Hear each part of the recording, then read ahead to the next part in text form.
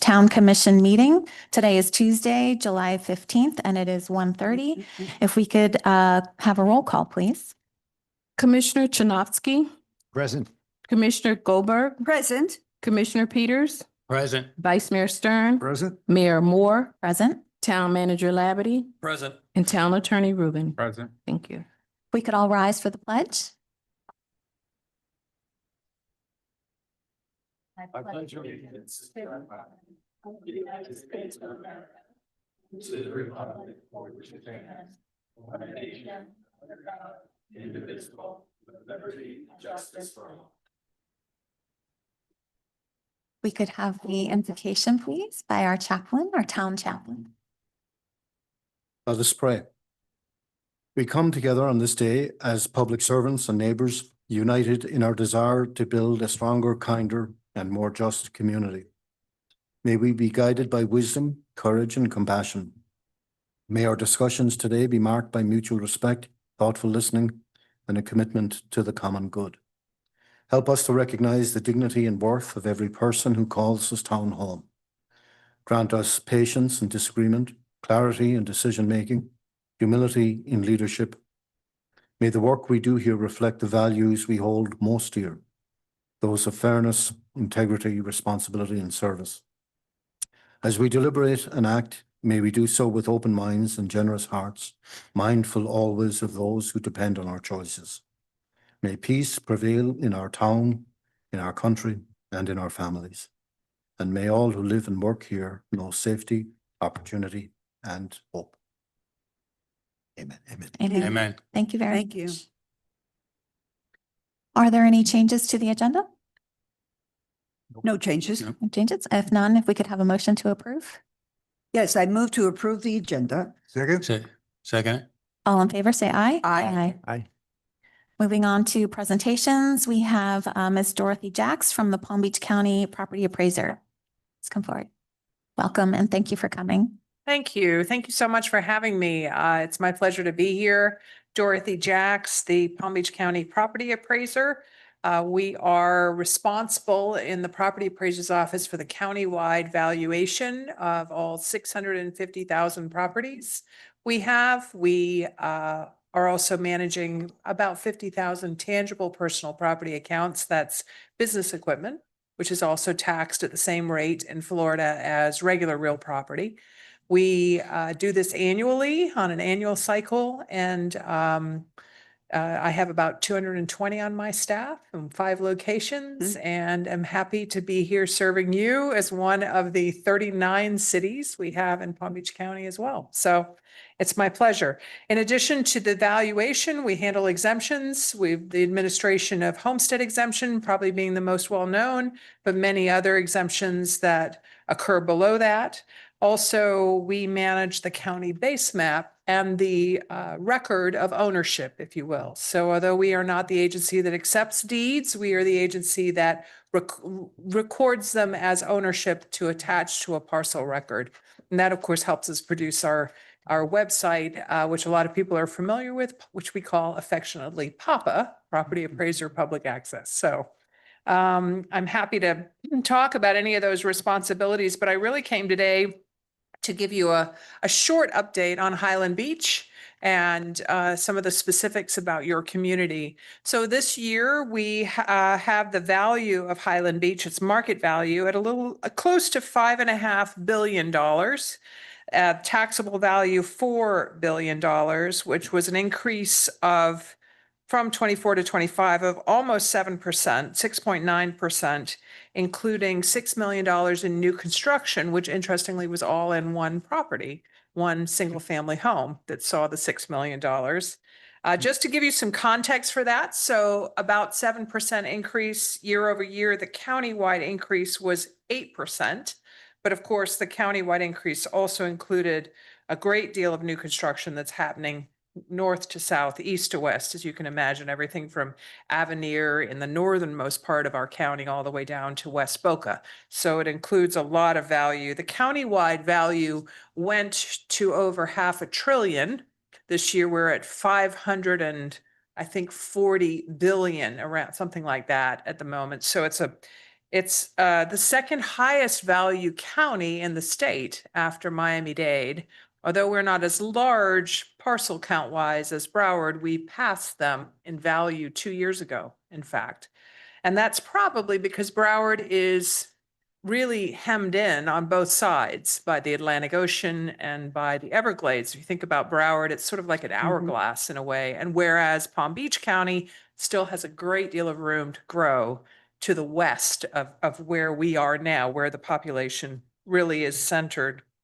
So Highland Beach, 4,200 parcels. Parcel is anything we can tax independently, meaning a condominium is a parcel, just as a single family home is a parcel, just as a strip mall is a parcel, anything that is separately valued. So 4,200 parcels, and of those, 1,759 are homesteaded. So full-time residents who've declared this their primary home. They can certainly own a second home, but you can only receive a primary resident benefit in one place at a time. So those 1,700 people are homesteaded here, which is about 42% of the whole. Now, why do I tell you that? Because it's interesting and it's a good number. Homesteaded property is, by the nature of Florida law, capped at 3% increases per year for tax purposes. That cap comes off when a property sells. The new owners can homestead and then begin that cap again. But the cap does cause some holding down of value increases in some communities. I'll give you some examples. Lake Clark Shores, a lovely community in the middle of West Palm, well, just west of West Palm Beach, is very homesteaded, meaning nobody wants to leave there because it's a lovely place. The problem is it's causing their value to not really show a lot of increase. So what you have nicely here in Highland Beach is you have only 42% of your properties capped at 3%. And so the other ones are helping to keep the value moving in what we might think of as a sort of normal market process going on. That's what, property taxes are really centered around watching the market. And as the market rises, the values are adjusted to account for that rise. When you're capped, that adjustment doesn't happen because the cap artificially holds the value down, as it were, until it sells. So I think that's a good thing, and I wanted to point that out. The other 58% also have a cap, but it's a 10% cap. It's not 3%. 3% is a very nice cap, and it's on all taxing districts. The 10% cap is for seasonal residents, vacant land, commercial property, rental property, but the 10% cap also doesn't apply to the school board millage, so it's not on the whole of your tax burden. It's only on really about half of the tax burden. So the 3% cap is obviously a better cap if you're a homesteader, but it's also not as great for communities where there's a lot of homesteading going on. So just to talk a minute about condominiums. Of the 4,200 parcels, again, in Highland Beach total, 3,700 are condominiums. That is actually, of your $4 billion in taxable value, 2.6 billion of it is from the condominium population. So of that, another interesting fact, the average assessment, so all we do there is we take the whole value and then we divide by the number of units. The average assessment for a condominium is now over $1 million here. So that is the market value, not what people are paying on. Again, if they're capped, they're paying on less, but it's over $1 million now, the average. There are 367 single family homes in Highland Beach, accounting for 1.3 billion of your value.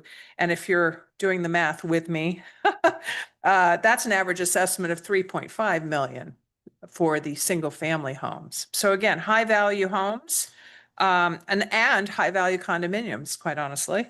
The other fact about Highland Beach that I thought was interesting is looking at your millage rate. I know you're about to finalize, I think today, you'll finalize your millage setting for 2025, which will then your manager will provide back to our office, and that will be on the proposed tax notice that we mail in mid-August every year. But when you look at the whole, your residents and all of your property owners' burden, the millage rate at Highland Beach is the third from the bottom in millage rates paid in Palm Beach County, and that's pretty impressive, considering we have 39 cities. So in other words, this is a good affordable, if we're looking just at property tax. It is in the larger scale an affordable community, which is fantastic. I think that I'd love to, if you'd like me to, talk a minute about condominium valuation, what's happening with that. Yes, and please. and sort of the larger conversation around the property types that you have here. So condominium valuation is becoming somewhat more and more challenging with the required studies and possible assessments that are occurring throughout Florida. And of course, we have our share. We don't have the largest share, but we do certainly have our share of buildings that are in that age range that are fitting into the required studies. The good news is it appears that it's a very mixed bag of which buildings have been over the years steadily taking care of any issues that they might have had versus other buildings that might not have been taking care of those issues as time went by. So we don't have sort of every condominium collapsing in value, meaning that residents are selling at a distressed price, possibly selling because they cannot afford the assessment, possibly selling at a lower price and passing the assessment through to the buyer who's negotiating that into their price. We don't have that in every building. We have it in select buildings, and we have accounted for those in our assessments of those buildings this year where we've seen that happening. Our condominium department has actually taken on calling all of the condominium buildings that would fall in the age window and the size window and asking, what are your assessments looking like, so that we can keep an eye on what are the values doing in those communities, those buildings where the assessments are going to be substantial, certainly substantial versus what the value of the buildings are, because that's what we're seeing. The lower value condos are the places where this is the worst problem. And that's unfortunate. But it sort of makes sense from an economic standpoint that you might see that happen. The good news is that in Highland Beach, you appear to have a good inventory of condominiums that have been taking care of what they needed to do over the years. And that is going to hold the condominium market in this area. We're not seeing the same thing in South Palm Beach. We do have some buildings we're watching in South Palm Beach, and even in Palm Beach proper, we have buildings of the with these issues of very high assessments. So there's going to be a lot of flux in the condominium market over the next few years. We're trying to keep a good handle on it and make sure we're staying in touch with both what the market is telling us about the building by the sale prices changing, but also with the buildings themselves to find out what they have coming that we might look for in our market assessment. So that's just a little bit about condominiums.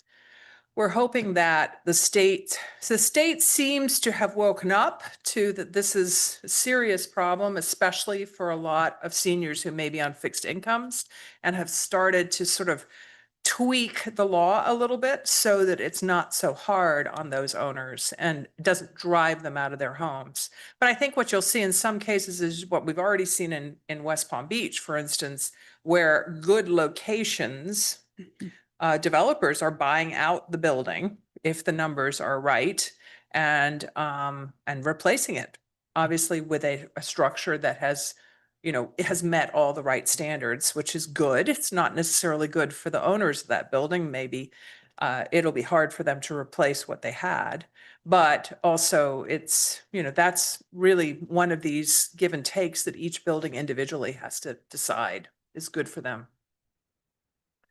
Yeah. Has size of the unit of the condominium complex affected the future of the building? a 40 unit versus 300 units? Mm.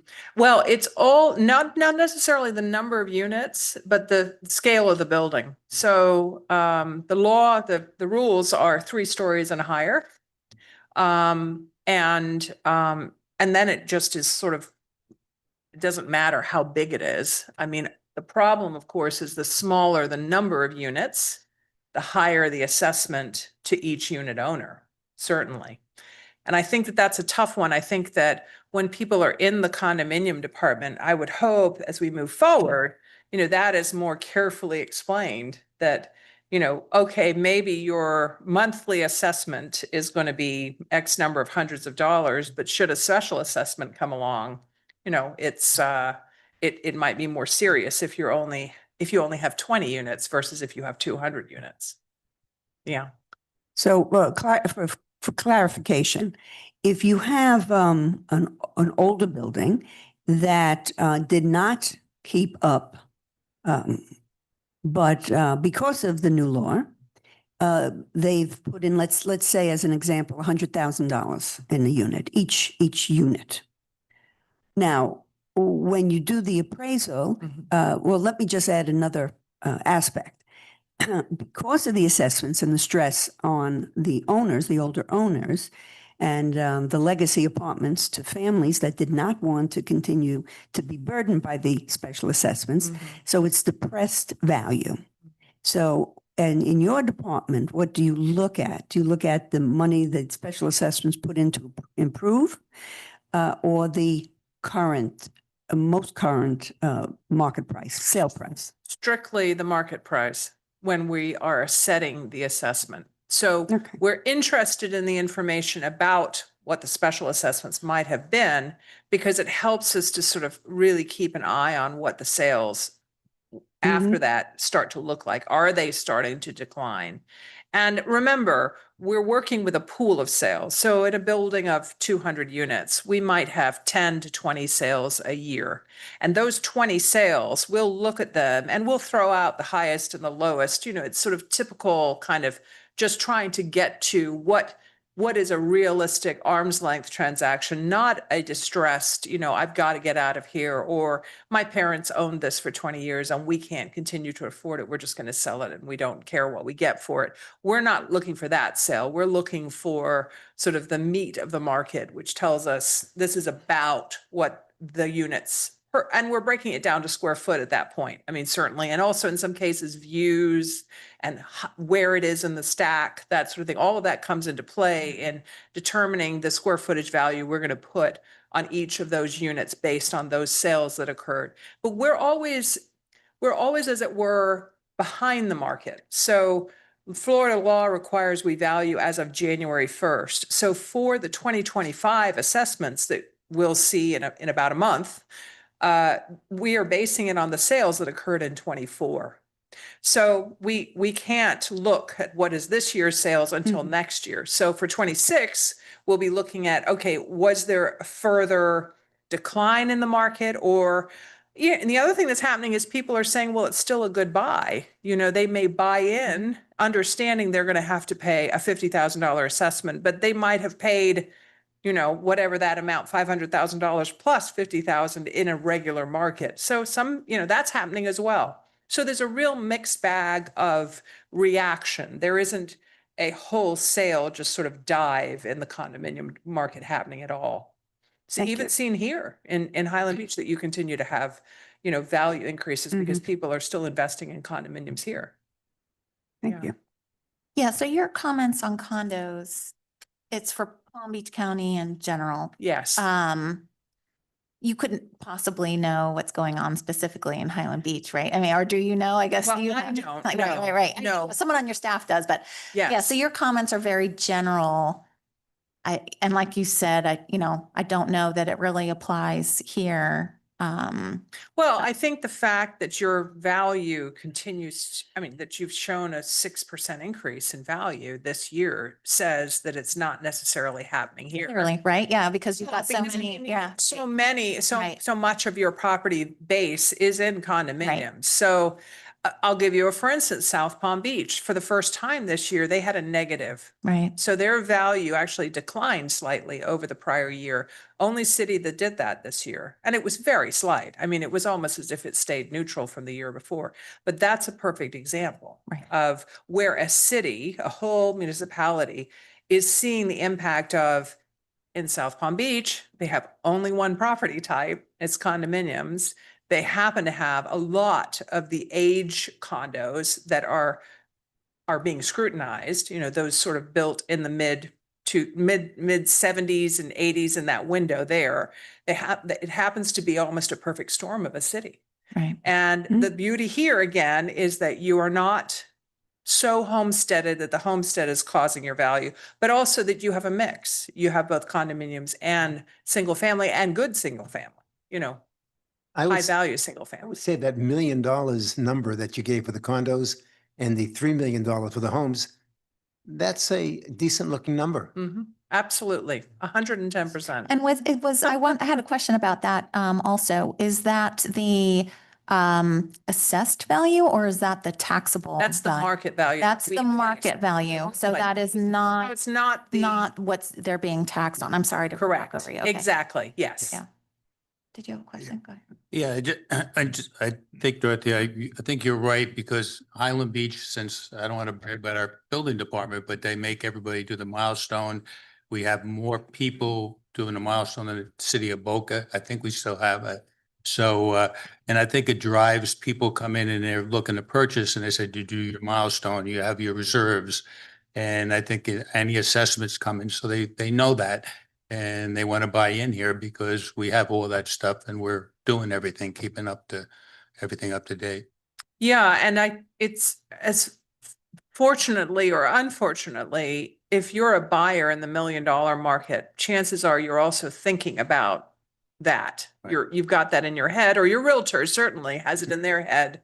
Let's inquire about the milestone inspection, about any special assessments that may be coming, that sort of thing. Because now the other good thing that's happened is all condominiums, this is much more sort of transparent for the buyer, you know, much easier to get your hands on. Now, a buyer is, an educated buyer is asking for these things and the condominium is providing them. Yeah. But to your point, we do have much sort of more granular detail in Highland Beach, and we'd be happy to share. it Oh, with you yeah. If you're interested. Yeah. Yeah, I was just curious absolutely. about the comments you had. I figured they were more general, not necessarily reflective of Highland Beach in general, but did you have a question? Yeah, did you have any projections over the next number of years and how you feel numbers are going to come out? Because we're doing our long range plans. This is a big part of our income. That's kind of a critical question. Yeah, I think it's hard. You know, I hate projections myself. It's so difficult to do. And I know it's in where you sit, you need them. I think you mentioned your building department, that they are kind of, you know, ear to the ground of what the buildings are doing and what they're undertaking. And that will give you an indication of will their value hold? You know, your location is fantastic. People want to live in a lovely community on the ocean. I mean, who wouldn't? And we still have so many people retiring to Florida, so many boomers who are now retiring, who are making a decision about where are they going to live. And I think you have that going for you, that you have a lovely community where people feel that they have a more, you know, you see a lot of people buying homes in large gated communities. And I think to myself, Highland Beach is the kind of place where you feel like you have that, but you're not behind a gate. You know? So I do think you have a lot of positive to look forward to. We never know about the larger market. You know, we're all subject to what might happen in the larger economy of the nation. We've seen that before where it's severely impacted real estate values, but you know, it's hard to know, it's hard to see that coming, you know. You had made a comment towards the beginning of your presentation. I didn't quite catch it. You said something about there was one single family property. That accounted $6 for the million. $6 million $6 million. in new construction. Oh, in new construction, yeah. in new construction. Okay. Yeah, new construction numbers, you might know what property it is. It's a single family home. It's on the Intracoastal side. I actually looked at it on a map because I Oh, was it's fine. curious, but now again, everything again is based on status on January 1st. Right. We do not pick up a building, meaning at its Sure. value unless it's finished. Right. So this would have been a structure that was finished last year. Mhm. And I see just driving here today, Yeah, you that- have quite a few things. I'm surprised it's just one, actually, to be honest. Well, they'll all go on for 2026 if they Okay. finish this year. Right, Yeah, I right. always tell people, that's the other thing. Everybody needs to hustle up and finish before the end of the year. So you Or can from add it their to your perspective, talk. or from their perspective, their- wait until right. January 2nd. No, for sure. Try to do. So when you mentioned that 42% of the properties are capped by the homestead, is that the number of units or is that based on the dollars of the value? So 42% of the 4,200 parcels, or is it 42% of the 4 billion? It's 42% of your residential, which includes pretty much all of your value. So it is 42% of the properties that people could live in. So it's the 4,200, homesteaded. it's the 4,200 count. Because I guess I'm just curious, and then 50%, 58% obviously are not subject to that cap. And I just wonder, and you probably don't have this, but is it more the high value? Mhm. I assume it's probably the higher value units are not subject to the homestead.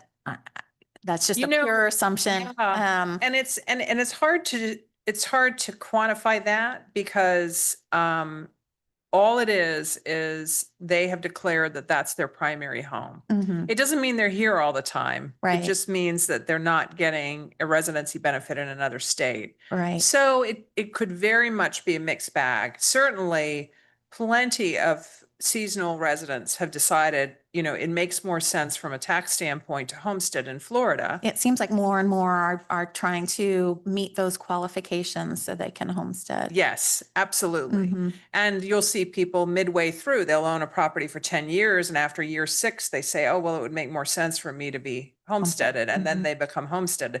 So it's a real mixed bag of whether it's the high end or not. Some high end owners, they own 5 homes and they don't homestead any of them. Exactly, Interestingly. right. But but then you have others who are, they're just, this is their home Right. and or maybe they've had 2 homes and now they're settling into where they're going to stay for their sort of remainder of their life and this is it. Yeah, So what it's I have in the hard back, to- yeah, what I have in the back of my mind is what the vice mayor was trying to get at, like trying to make projections of what's going forward. So Yeah. if most of the dollars are not subject to the homestead, then it would fluctuate more with the market. But if most of the dollars are more subject to the The cap, yeah. homestead, then but It is also something we can run for you. I mean, we'd be happy to give Marshall. something Yeah, we to can. know what are the dollars that are subject to the gap and what are the dollars that Yeah, are we not subject can- to the cap, because then we we can would kind of know, take the values and tell you, and we can also tell you how much of your value is capped. right? Meaning that today, how many of those homes are saving a lot of money from being homesteaded? Right. And of Well, course, the key is every time they sell, that cap comes off and Right. it pops back up to market. And Right. then you've done what we call recaptured that value. Right. Yeah. Well, I think what you said at the beginning, if I understood it correctly, was that the market value is 5.5 billion, but the taxable value is 4 billion. Yep. So I think what that says to me is that in general, there's about 30%, that we are off of, right? So let's say they were all homestead, which we know they're not, and they all stayed and nobody sold, then we could expect to see 3% every year. Yes. But so we don't know that, but I think we can at least, I think, unless the market really tanks, there's that 27% that we will eventually capture at some point. Yes. If everything turns over and We've there's got no some change. openings in our office if you'd like. Well, I just think we're You've in good got it. shape. We're in good shape. Yeah. Yeah. I don't think we in our projections I think we do like a 5% increase in values. I think that, I forget. Yeah, David and I moved it down to 3 just to play it. But it'll never be 3. It should probably never be 3. Well, I will say, one thing you have to keep in the back of your mind is when the economy stops being so inflationary, the 3% may be less. Because the Right. law is Right, true, 3% or the true. change in the CPI, whichever is less. The last 3 years, it's been 3%. It's been capped. Well, it's 2.9% this year, actually. But I've seen years where it was 0.8%, where it was completely flat, you know, no increase. So you have to account for that also. And that's the larger sort of watching what the larger economy is doing, because that'll help you get an idea of whether that cap is going to be less than 3%. But you also, because you have a nice pool of 10% cap properties, meaning properties that 50. might have in the run up in the last 5 years, which really stopped last year, the kind of COVID reaction where property values went up at extreme level, double digit levels. That some of those have a 10 cap that we're recapturing now. So you're also getting that in from those non-homesteaded properties. So that's probably going to offset the possible drop in the 3% to something less than 3%. And that benchmark that you're comparing it to, what is it? Is it the South Florida CPI? No, it's actually the states. The state. and Okay, so it's the change Florida in the consumer price index year over year. or the state of Florida? Yes. Yes, that number, and so it's across the whole state. So every county is the same. Yeah. So it's something to watch, and we can give you, I mean, I keep track of we've had the cap, the 3% cap since 1994. So almost, 30 years. And we do keep track of what that percentage has been. And we can send that to you as well, if you'd like to see it, because it's amazing how much it's changed. It's only been 3% flat, probably less than 10 times. It's been something lower than that all the other times. Yeah. Because we came through a very low inflation. Yeah, yeah, Right. yeah. It's If tough you- to it's predict. hard It's to tough remember, predict. isn't I it? know, it really is. It really is. Yeah, but we went through a long stretch, sort of, I don't know, 2015 to 2020, sort of maybe even early 2012, where the cap amount was much lower. Right. I love your numbers. Question, as an insurance company, Highland Beach would be a prime prospect for me. I'm not an insurance, but I'm simply saying, I would think that the insurance companies would recognize this. Do they receive this kind of data? They certainly have access to it, especially even at the state level, because insurance is, of course, much more managed from a state level. I'm not sure they would be so granular as to recognize these pockets where things are good. But all of our data is provided to the Department of Revenue. And then, of course, it's put into massive databases that all kinds of people can access and find out about. But yeah, insurance is the other problem, isn't it? Yes. Maybe. Some of us are on condo boards. Dawn, this would be interesting information to have. Yeah, it might be reduction in our insurance. question about it. Yeah, definitely. Mhm. Thank you very much. Absolutely. Can you remind me again how you come up with the assessed value for the year? You look at the full year prior, so like so in August of 2025, we're going to get those preliminary bills. And those values are based on after you throw out the high and the low of January 1, 2024 through December 31st, 2024? Correct. So all the sales that occurred in 24, we do put in we're required to put in time adjustments when there are years where the market just, did something really, really wacky during the year. So quarterly time adjustments are also required. If they went down, it would be the same thing. And so we weight the different parts of the year depending on that. But last year was a fairly Stable. stable year. We weren't seeing, the time adjustments have taken my appraisers a while to sort of wrap their head around, because they really started putting them in COVID when the numbers were going, drastically changing from January to December. But now they've kind of steadied out a little bit.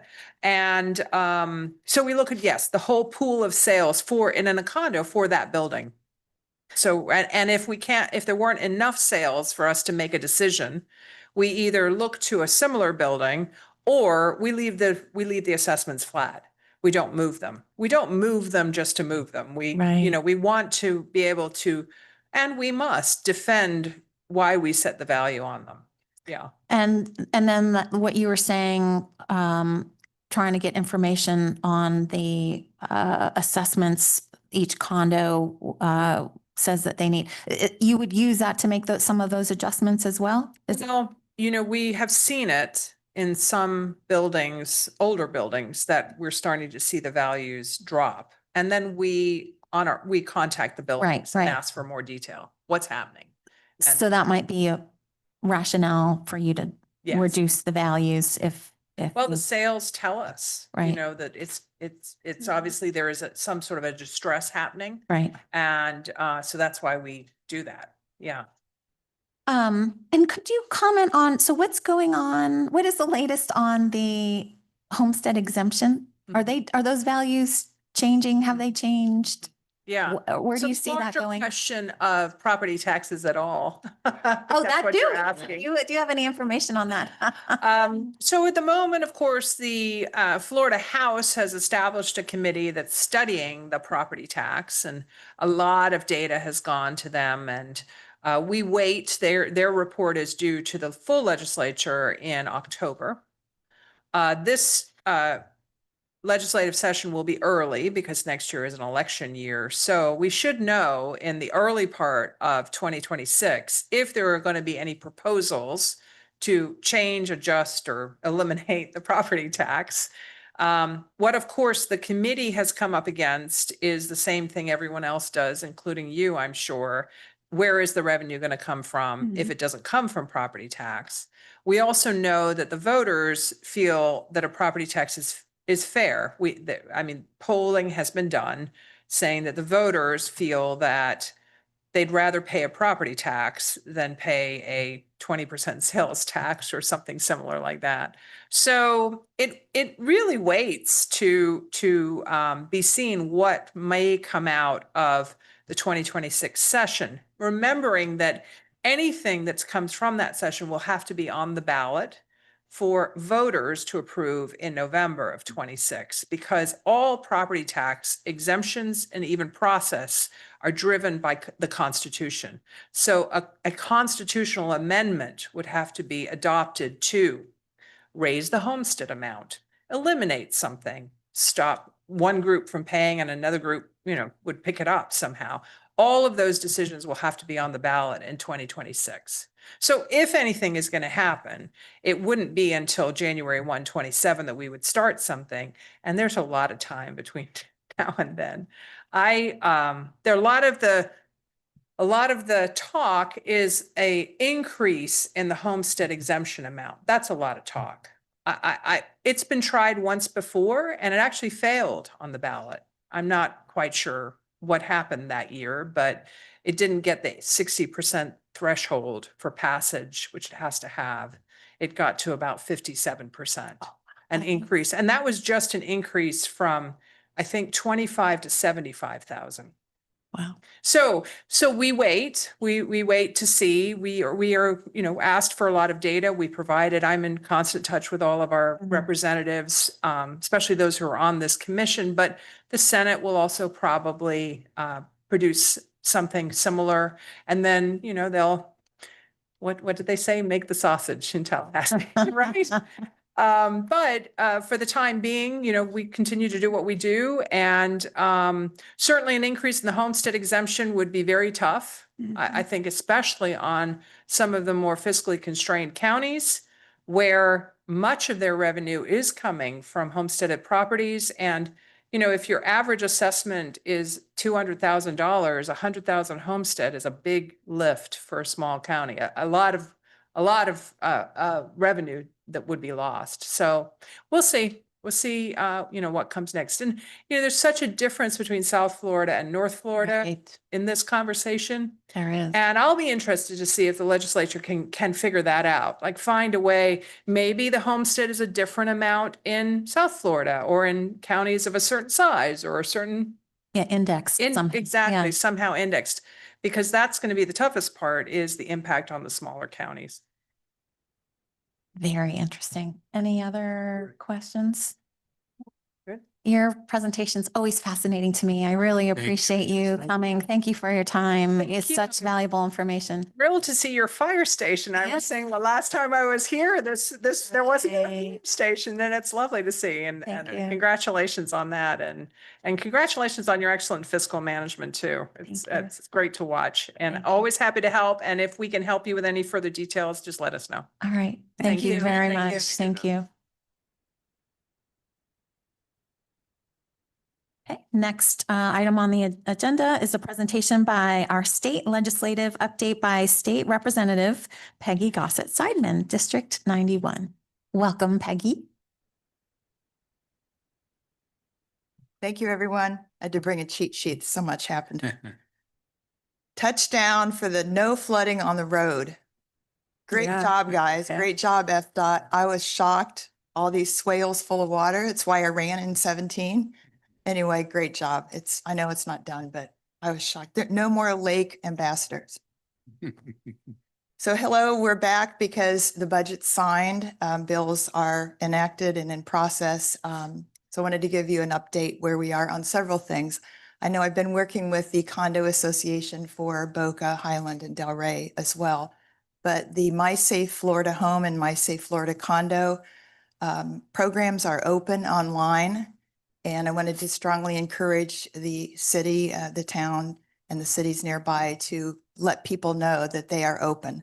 In order to, the My Safe Florida Home is pretty simple. I'm not sure that anyone in our area will qualify because the maximum, well, there's a few in Highland Beach, but the maximum home value to apply would be $700,000. And one has to be homesteaded and living there full time. But so many people have taken advantage of it throughout the state, and it enables a homeowner to obtain up to $10,000 for roof, door and window, garage door repairs and upgrades, and in some cases, complete overhauls. We're talking about the amount of nails to the roof, beams to the roof, trusses, and the no more garage doors that are double and triple wide. They're highly disregarded. Some of the older homes have, very flimsy or outdated or rain-filled doors and windows. So that's a big asset if there are any in the town who want to qualify. But the My Safe Florida Condo is a pilot program that mimics that, and it is also open for review and application. And a condo unit, a condo development has to apply as a whole development. It can't be just one guy in a condo. And so I'll get Marshall a full array of this information. We're running off some data now that we can drop off it to you all later in the day or tomorrow. But the condos have to get together and meet the qualifications. It has to be a consensus, a majority. It has to be a vote by the board. There has to be a series of lawful steps to make sure that this is something that the majority wants to review. And then an inspector would come out from the state and inspect the building free of charge and say, yes, they do need this.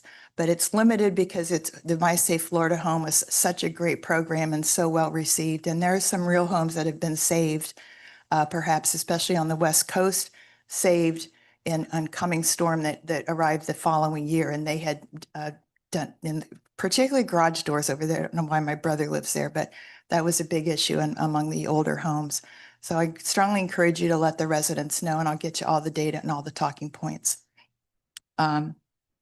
That's a biggie. I'll say for the bills we passed this year, I'm going to bring my little cheat sheet on the phone up now. We passed some amazing bills in the budget, was amazing. We flowed the budget. We did a Florida Doge, if you want to call it, and we cut out billions of dollars of unnecessary items. For example, A guy came into my office in February and he used to work as an aide for my colleague. And he said, I can't believe this. I'm in Department of Ed.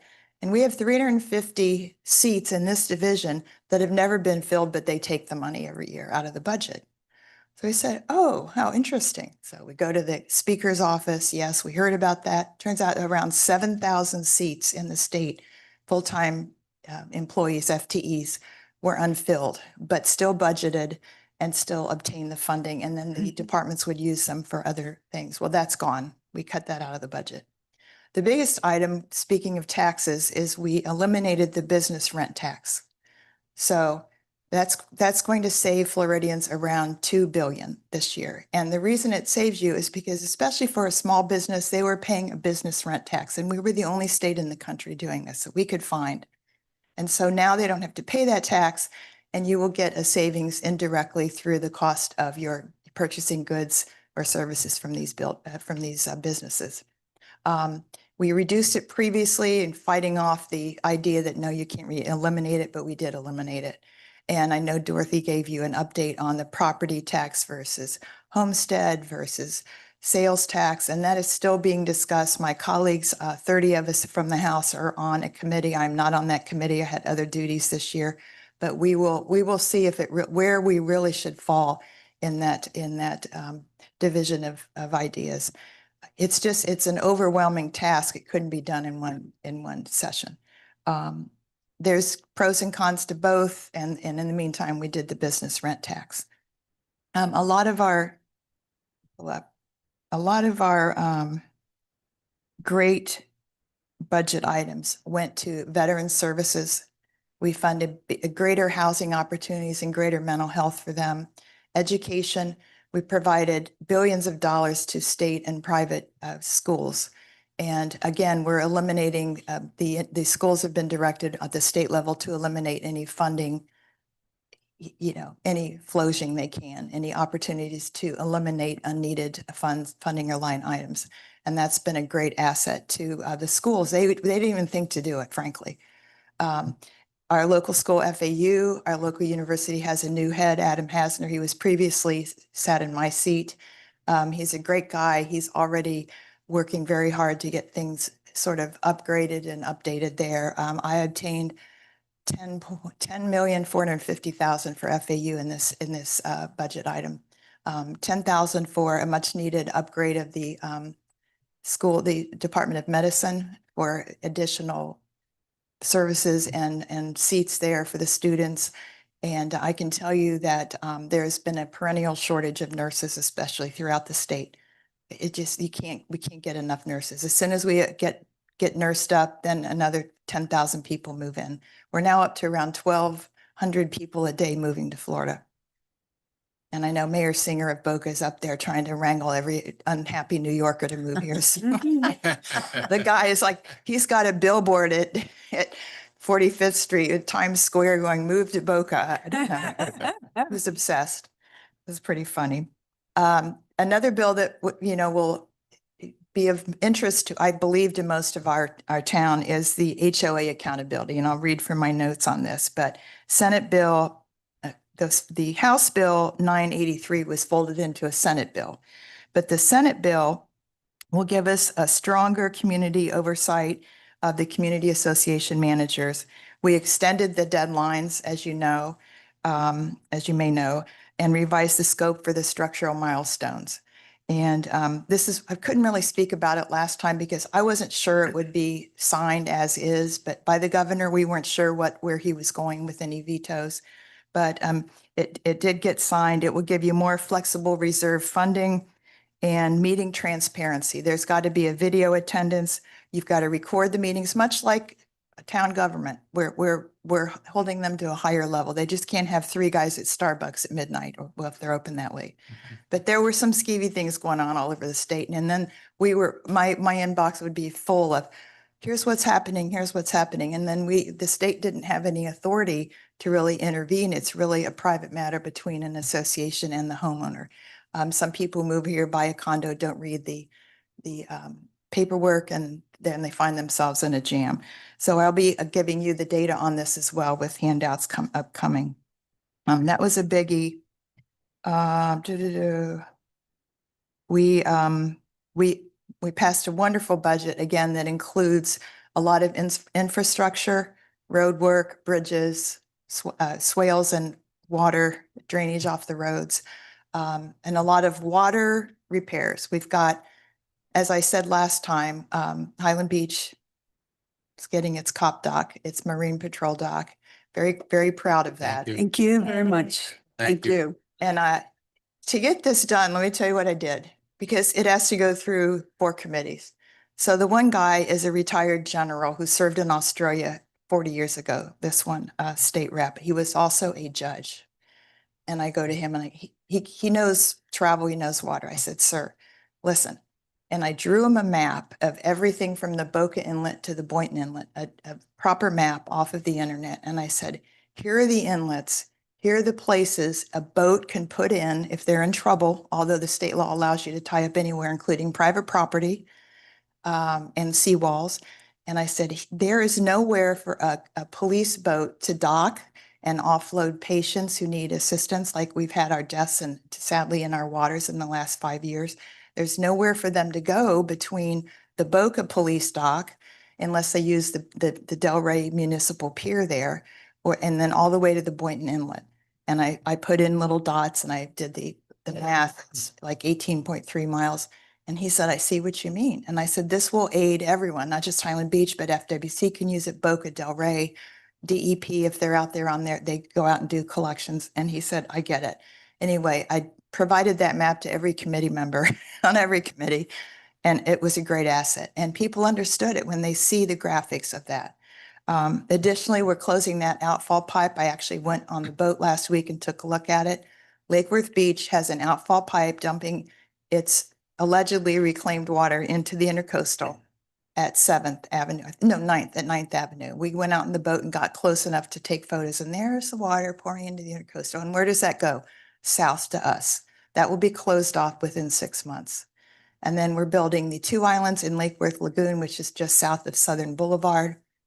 Just north of that is a big famous guy in his Mar-a-Lago. It's just south of that, but because of the bridge congestion at Mar-a-Lago, they have to run the barges full of sand at night when there is less traffic.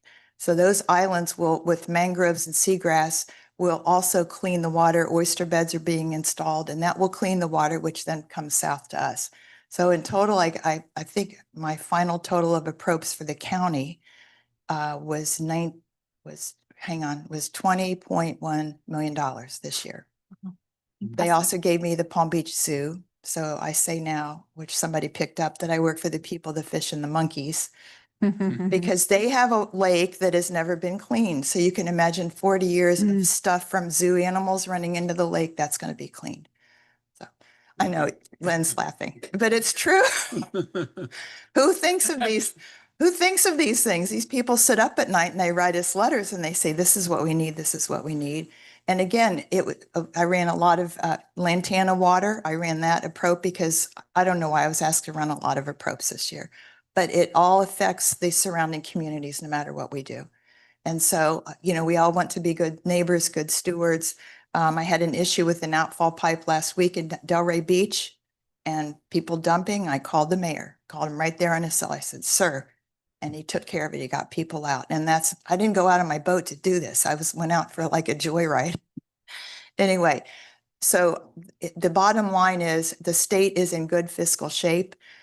We cut some, you'll read the headlines sometimes. Oh, governor vetoes all these things. Well, he did veto a lot of what he felt the community should take care of in their budget.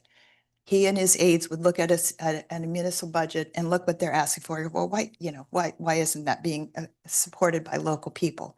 So there were some reasons we don't know, but there were vetoes done, and we included more funding in the reserves, as you all have done over the years, because of why the 3 storms in the last 4 years. Those storms, I've toured those sites on the West Coast, and they were rough. And so there is additional funding, and we're also making sure that we don't increase any of our state debt. We don't want to be that kind of state, and then have the funding available for any kind of a storm assistance.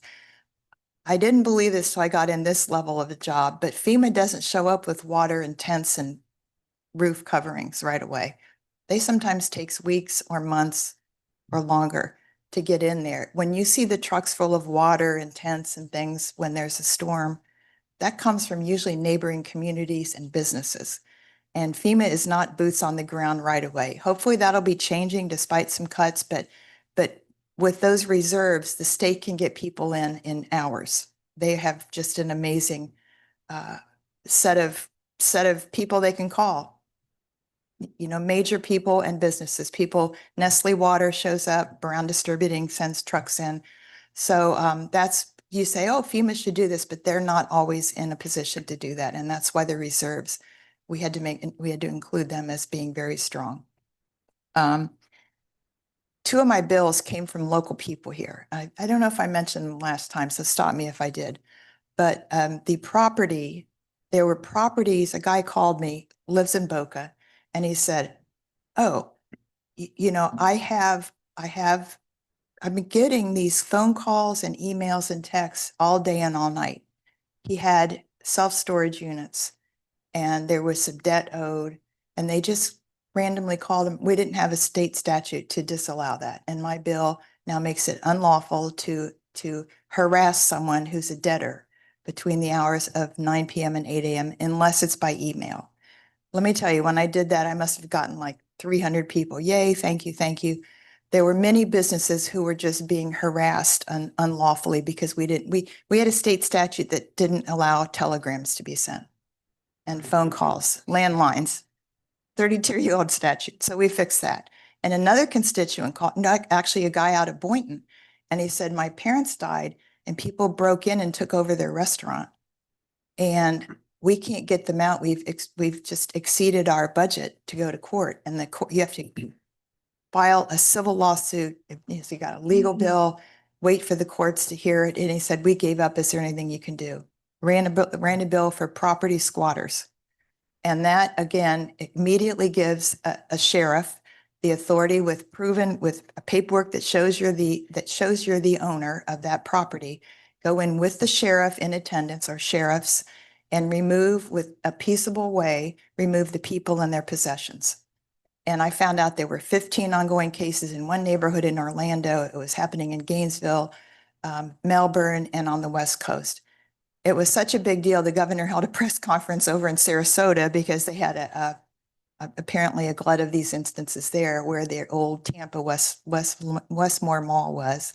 And dozens of people showed up. And so that is now we are now able to move people out of homes and businesses if they're unlawfully there. So those are the two big deals. 3 of my appropes are serving our seniors, including Holocaust survivors over 100 years old in West Boca. I've got 3 appropes that are serving the JFS, the Ruth Rails, when we bought generators for some of the buildings there who could not afford them for the elderly Jewish population. And so that's been a great asset. In addition, we kept the funding. If you'll see the police cars in front of the Jewish day schools and some synagogues, because we are continuing to fund them for security. Last but not least, we've got a good coalition of representatives from Palm Beach County, really amazing people, and we work together well, the senators and the representatives. And so because we do start our session earlier this year in terms of the calendar year, you might get your appropes ready for September. And so we can start to draw maps and show people where you need to have things taken care of. And with that, I'll close and ask if there's any questions or anything I can get back to you with additional information. Those are the big talking points and really what you guys need to know. And hopefully you can put out some information to the residents. I have one. Peggy, I have a Yes. question for you. The streamlining that's taking place federally right now, Yes, that's trickling down to the state. yes. Is that going to trickle down to the towns at all? Well, we can't, I don't think we can make it mandatory. I'd have to check with our legal team in Tallahassee. But you could say it could be by example. They might want to take up that. There are some cities not doging their cities. Has it freed up additional dollars? Yes. Oh, yeah. Oh, the state budget. We found all kinds of money sitting around in these empty seats. So you would think that this year would be an easier year. It should be. Okay. I believe that helped, that contributed to our better funding as well for many, both local appropriations, because that's limited. We can't give every community everything they ask for. Some of the requests were unbelievable, funny. I wouldn't have funded, but there are many very well-meaning. So that freed up quite a bit of funding for appropriations and us to take care of other line items in the budget. We Nice. really worked hard on veterans, education, safety, security. We didn't turn down many of the safety, security infrastructure. You got bridges crumbling in Jacksonville. They couldn't fix it right. It needs attention right away. So if you don't have it budgeted and it's falling in the inlet, in the port there, let's help get it done. Thank you. Yes, sir. Well, I do have a question. Yes, ma'am. But first I want to thank you so much for everything that you've done for You're welcome. your representatives and certainly for Highland Beach. Thank you. Thank you for keeping my feet amazing. warm. It's great. Yes, yes, yes, yes. Now, as far as a question, I had a question about the MySafe Florida. Yeah. As to how much funds they have available. That's number one, if you know. I think I know. Yeah. It changes daily, but let me see what we budgeted. I think I have a line item here. Quite a lot, actually, but we bumped it way up this year. Let me see. Because I think when it first came out, probably the pilot program went very fast. It opened and Yes. closed. I'll have to Google that for you. I don't have it all. Yeah. You can get up to 10 grand a home. And I'm not getting a link in here. I'll get back to you. Okay. We increased it exponentially because it was so successful. Now, does it include work that has been done for reimbursement or only future work? Only future work after an inspection. Okay. And I might add, we get complaints and people are upset or frustrated with the website, but I do have to tell you, it's a little complicated. And if someone isn't really savvy with the computer or doesn't quite get how to do it, they might need someone to assist. But a lot of the times it's just not been processed correctly by the homeowner. I'm not getting down on them, but if they need to navigate it, they need to realize they could call a grandson or something, granddaughter. But that's been a lot of our complaints and then other times it gets hung up because it's government, and sometimes government is cumbersome, as we all know. And we try to assist them as best we can. I believe they added employees to that department to try to increase that. Here in Highland Beach, we've done such a great job in expediting Yeah, the work to be done. So it may not apply to many of the condos. no, it may not. Yeah. But those having not taken up work Mhm. could be, Yes. and furthermore, if a condo didn't do everything, like didn't do windows, doors, garage doors, roof, they didn't do everything just in one thing, they could still apply. Mhm. But Thank you there's so no much. retroactive. Great. Yeah, I just want to say thank you, Peggy, for the grants and thank you for the update coming in. We appreciate that. Thank you. Welcome. I echo, thank you. Thank you for everything you do for us. Oh, Thank you. welcome. Nice to see you, sir. Yeah, I'm on repeat, but thank you so much, Peggy. You've done so much for us with the appropriations and the support for our town and all your constituents. We really appreciate all your hard work, incredible hard work. No You worries. have so much energy. It's like so impressive. Really, really. Thank you.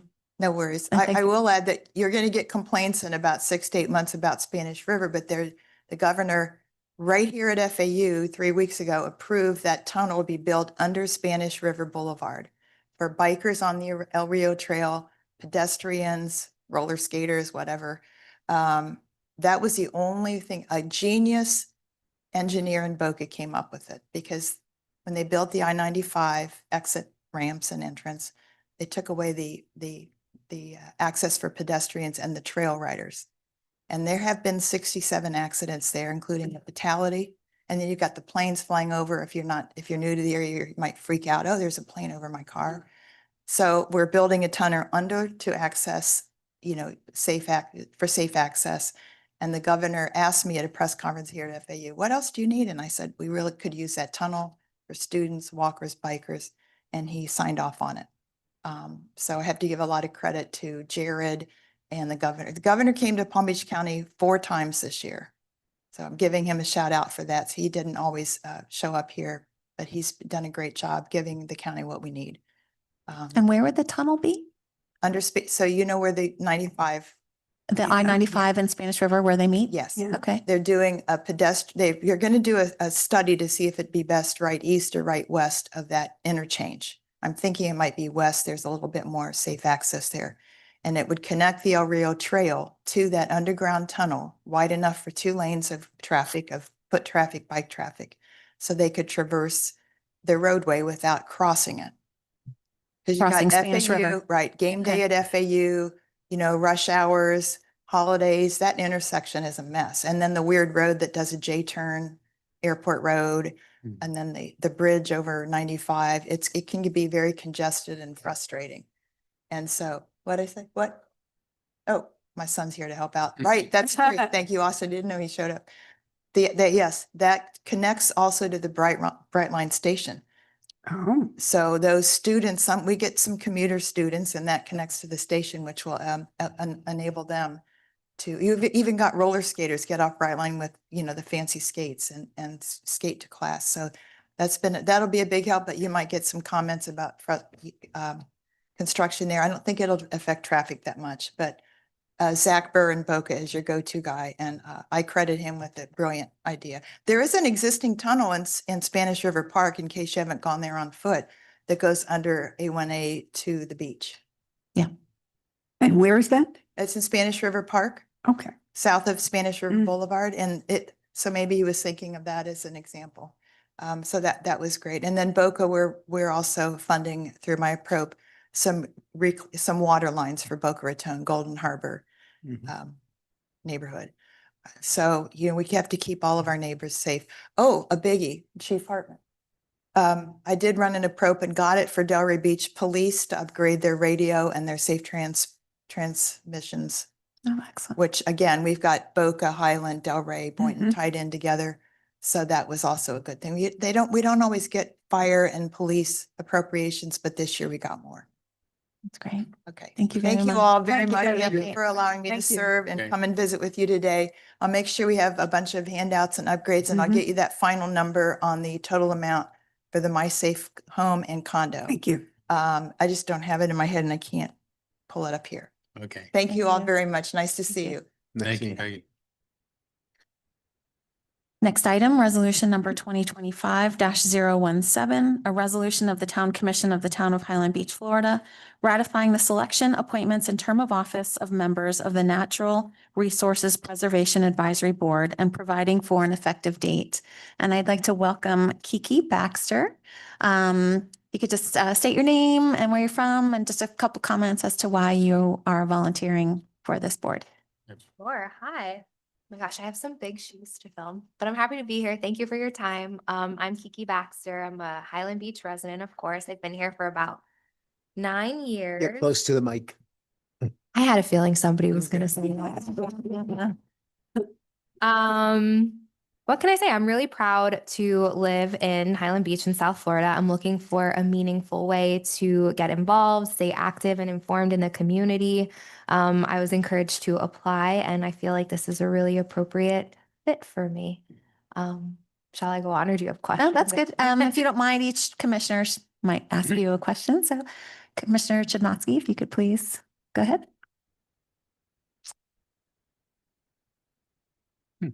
I would ask the question, why? Why you'd like to get involved? Sure. So I'm from South Florida. I moved away for several years. I moved up to Vermont.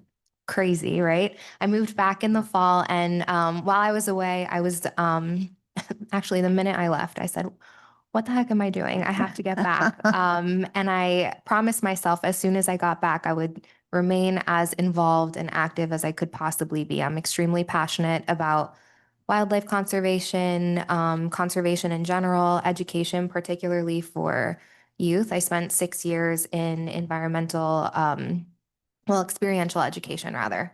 So I said, as soon as I get back to Florida, I'm going to go all in. And a friend of mine is on a similar board for the city of Boca Raton. And obviously I'm not eligible for a position on that board, but she encouraged me to apply and look into opportunities here in Highland Beach, and I did. And actually one of my neighbors is on the board as well. So I reached out to her and we discussed it a little bit, and she said when there's a vacancy, she encouraged me to apply. So here I be.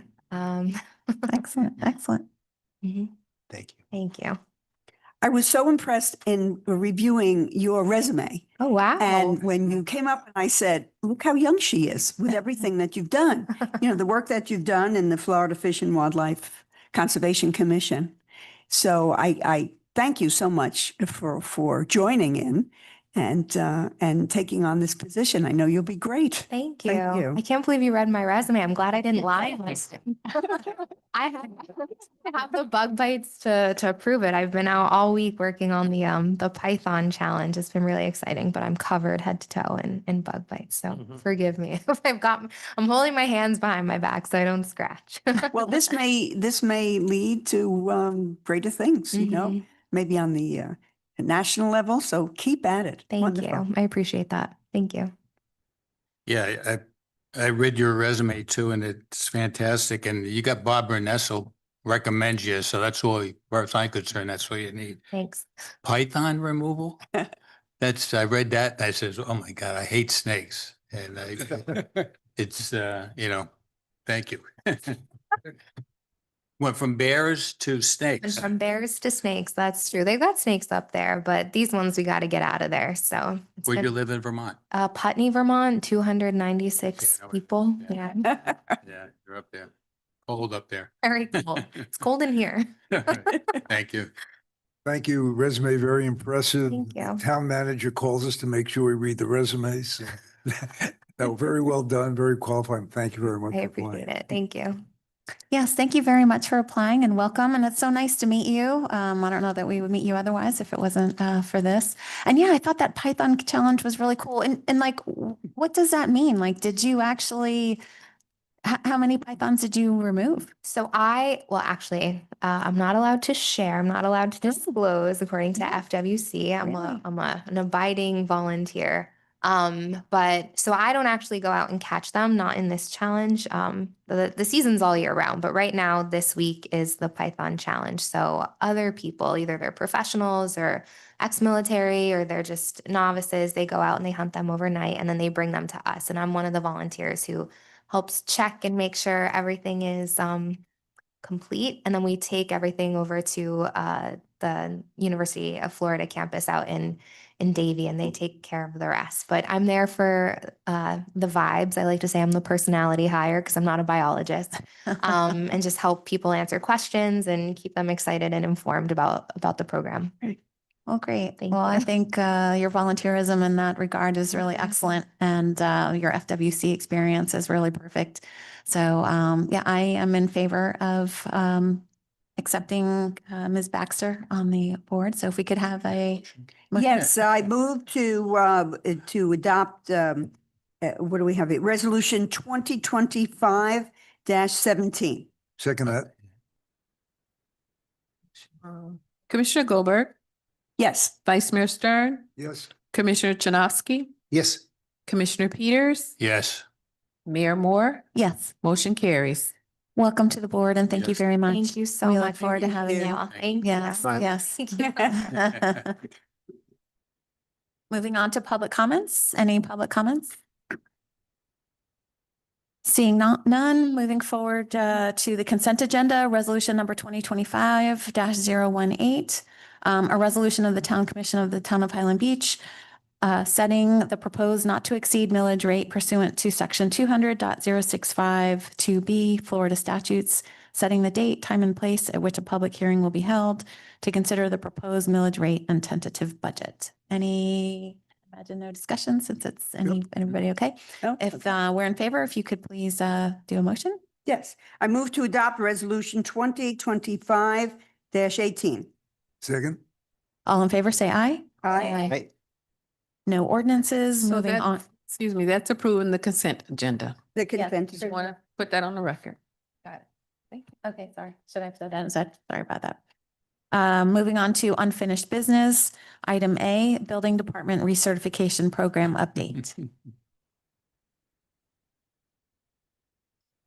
Good afternoon, Commission. Good to see everyone. Nice to see Very you. good to have you. Welcome. Building Department. We're happy to be here. A lot of smiles up there. The happy place. Yes. So out of 53 buildings, we have recertified 25. The previous commission meeting on June 3rd, we had 22 buildings recertified. So in that month and a half, I'd say roughly, we've had 3 buildings. Those buildings are Le Sanctuaire, Lorette de Mar Condo, and then Regency Highland, the 3908 building. So that completes Regency Highland altogether. We have Highland Beach Club. They did submit their concrete restoration application and they are close to permit issuance. The structural review was complete yesterday, July 14th.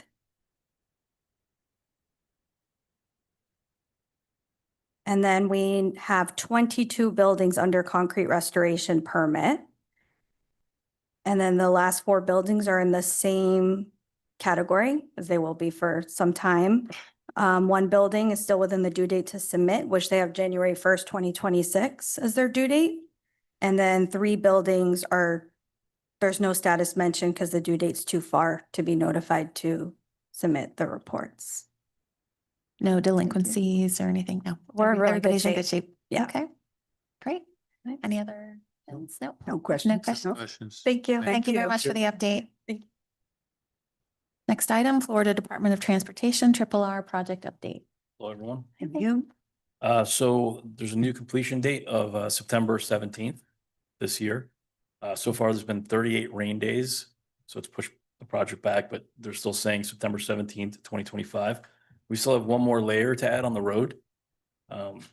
That'll be obviously done before September 17th as well. All French drains in the town have been completed. They're still working on all the driveways, getting the pitch right.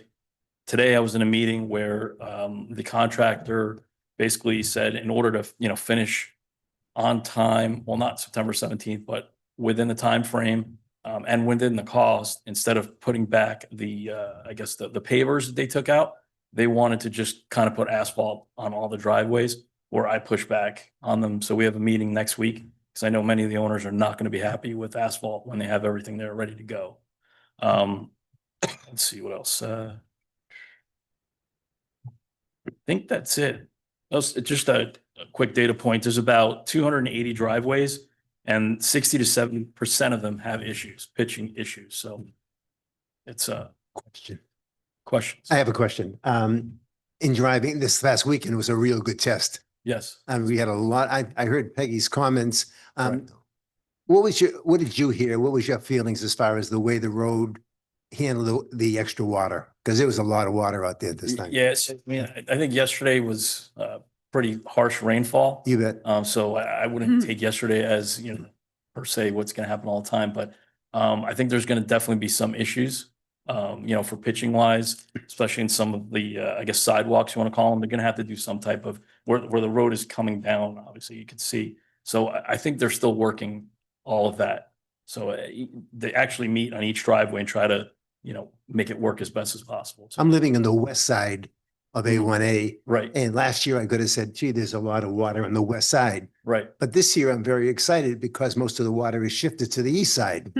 So I'm just curious, are you seeing that also in more water in the east side? Because the west side was pretty clear and I said, this is wonderful. Yeah, it is. I guess it's type of the pitching of the street right now. Right. But like I said, they're still working on everything. It's not finalized, so I'm hoping that Okay. it'll be perfect. Thanks. It was. Yep. I had a question on this pitching. Are they, how are they doing that? Are they, on the east side, it would appear to me on several properties that the private properties are much higher. Yes. So how are they reconciling, if at all? So they're looking at a case by case basis, from what I understand from today's meeting. On some of those driveways, it's really pitched to the point where it's even difficult to get a low car out. So they're looking at it case by case basis. Yeah. And I know FDOT has given pre-approval to the contractor to work at it site by site. So where does the water go? Well, hopefully the French drains, but I don't know if, Okay. So September 17th, September it's interesting 17th. date. Give us a date. Yeah, that's, Okay, yeah. thank you. It's a moving date.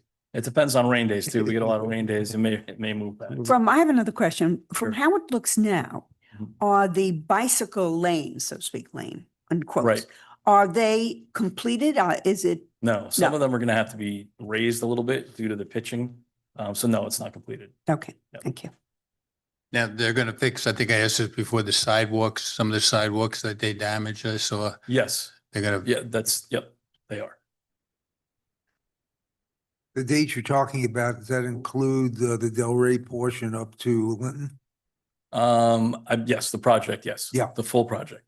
Okay. Yep. And as I mentioned earlier to Madison, and I also in a email, anyone driving over the bridge coming east and then making a right-hand turn is a big bump. On And I've Linton or, heard for a number of people. okay. big- So that's got to be. Oh, yeah, I know what you're talking about. Yes, Especially yep. people with low cars. Yes, yes. Yep, that's all in consideration. Yep, That pitching for each individual driveway. yes. And that you said that they were proposing to do asphalt. Yes. Wasn't it the original understanding that they would put whatever materials? So how can they do that? Complete Yeah, about so I mean, this. I am in favor of, we do what was originally That's agreed what- to That's why I and pushed make back the, and, yep, make the individual homeowners Correct. whole the way they were yes. with The way they were presented it. driveways and whatever materials they had need to be agree. replaced. Okay, That's that's good. why they Yeah. have all the material on their Yeah. driveways ready to go. So when they said it today, I was like, I couldn't believe it. So Yeah. I pushed back and we're gonna meet next week. Yeah. Try to figure this all out. Okay, well, Mhm. more power to you and we're behind you and, All right. so I've heard a couple of comments and I'm curious if you've heard anything about this. Was it FDOT that put those, pedestrian Oh, the crosswalks things right in the middle. right in the middle Yeah, that are reflective and say, stop if, for the pedestrian? yes. So I guess, it seems like they put them, Well, I think they put them in Delray. Was it Delray? so in Yeah. particular, the complaint I heard was, making a left out of Delray Sands. Yes, that one's not there anymore, though, I don't think. Oh, it's not? It I was don't this think so. I think morning. it was hit. Was this morning. Oh, it was this morning? Someone Okay. knocked it over. So, Did you check now recently? Because I'm sure it's knocked over again, though. and it's damaging people's cars. So if someone has a car damaged by that, what should they do? Should they go You need to to, call Melissa Reading. okay, give them that Melissa Reading person? Yes. And I noticed that in some instances, they put them in the middle of the road Mhm. and sometimes they put them where the bicycle path is, like towards the end. I mean, I guess, do you know, do those have to exist? What can we do about them? People damaging their cars? Yeah, I don't know, but I Okay. definitely next meeting. Yeah, maybe if you Yeah. could, I guess that would be, I don't know if that's a discussion that we want to have. So they were there for many years, Yes. but they kept on getting hit. So FDOT Yes. said, we're done replacing them. Yeah. get Pat rid of them. replaced them for a while. Oh. We took it upon ourselves to replace it. They'd give us it, but we'd go out and do it for them. They stopped and all of a sudden now we're putting them back in. That's creating a lot of conflict. They're going to all just be continuously wiped out. There's no way that they can function. So that is something we're going to have to discuss with them. And the reason I don't think they need them is once we get done with this project, we are putting the lights, embedded lights. So we'll have additional identification of crosswalks. I think they're just trying to identify crosswalks for pedestrian safety. And that's the only thing they traditionally do. It's kind of the bare minimum. They'll stripe it and then put that paddle to run over in the middle. But they decided they wanted to put them back. Yes. We're not doing it. We're not getting involved again. So they're going to have to run out all the time and put them up. So Hey, can we ask to have them removed because they're damaging sure. people's cars and I'll bring, don't really seem to add any value whatsoever? I will bring it up. Yes. Okay, definitely. thank you. Yep. Thank you very much. Any Yeah. questions? Question on the embedded lights. Yeah. I don't know if Marshall, if you can address that too. How does that work? We have these little flashing lights at the crosswalks now. yeah, so we just core into the pavement. There's there's 16 or 22 lights that get cored out. It's, they core a little pit out and then they do a line for the low voltage wiring. So every time you push that button, the ground flashes. And we have the overhead light. So we've got the 3-light system. So Oh, wait, every time you push a button, the crosswalk lights turn on and will be activated and will flash for the same amount of time as you see the rapid beacon flashers at the same frequency and time. Thank you. Yeah, I Alright. think those are nice. They have those on Palmetto Park Road, I've noticed. Boca's always trying to copy the best, but but yeah, you'll see them there. You also see them in Deerfield. Yeah. Yeah. And that big fern, Yes. if you're there and busy in the evening, Yes, just flashes the whole, pretty much Yeah. constantly. yeah, It's the same system. yeah. I think we just have a few more that are embedded. That's all. Yeah, they help Mhm. to see, More visible. yeah, definitely, it definitely Yep. makes it more visible for Yep. sure. Yeah. Thank you. All right, Those are thank definitely you. better Thank than the you. paddles. Thanks. Thank you. Thank you very much. Moving on to new business, My Highland Beach app announcement. Skender. All right. Good afternoon. Good Skender afternoon. Coma, Town Manager's Office. Hopefully you guys all know me by now. Yes, welcome, welcome. Just working on getting our presentation up on the screen for you. As he's doing that, Skender and Madison made the same presentation to the Managers Association on the same app. So they were interested, asked a lot of engaging questions, and we're excited to be able to have this new avenue to two-way communicate with our residents. So we'll be able to send them notifications, and then they can put requests right through their app versus going to our website, getting lost, or trying to make phone calls, trying to figure out who to contact.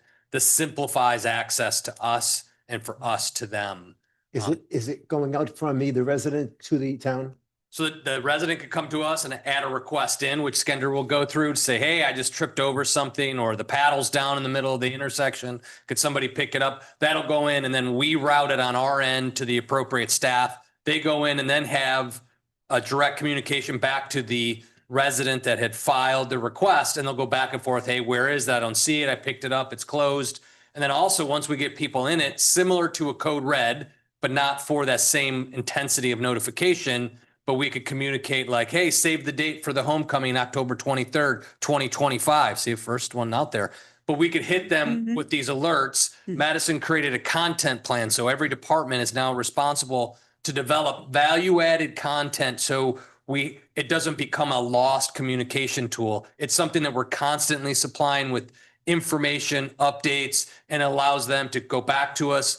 Lois and Diane in the library are ready to help folks. If you don't know how to download from Play Store, Google Play, it's really easy. You hit My Highland Beach app, pops up, you register, which is just your email, and your phone number goes in there. And then we just have this network where we can communicate. And not only can we communicate, we can, put a geo fence on that, or a digital fence. If it's, a line breaks in a certain location, we could tell the 4 buildings around it, like, hey, line's broken. We had that last week where a water line popped, here we're at a boil alert. And then we could tell that group of people in there, like, hit their phone. So it's not telling everybody, like, that doesn't need to, but just that immediate group. So it's pretty, I don't want to steal all your thunder, Skender, but it's a pretty cool. Yeah. Didn't So steal really it all. excited about it. So. Yeah, so I get to say everything Marshall just said, but I have pictures too. Yes. All right, so here's the My Highland Beach app. The picture in the middle, that is going to be what the home screen looks like. And then on the right is going to be the little icon you see on your phone and in the App Store. And so why did we launch the My Highland Beach app? Well, as you guys know, communication and community engagement are high priorities on our fiscal year 25 strategic plan, and not just on the 25 plan. I'd say I've been here for a little over 3 years since I've gotten here. A really consistent directive has been communication. What do we communicate to the residents? How do we communicate it? So And he talks about communication, right? So a lot of what you're going to see is what they call applets, or basically we redirect to our website. The problem is not everyone thinks like a city manager or a public works director or a town planner. We think the way we've been taught and educated and brought up through time. So we organize our work, organize information.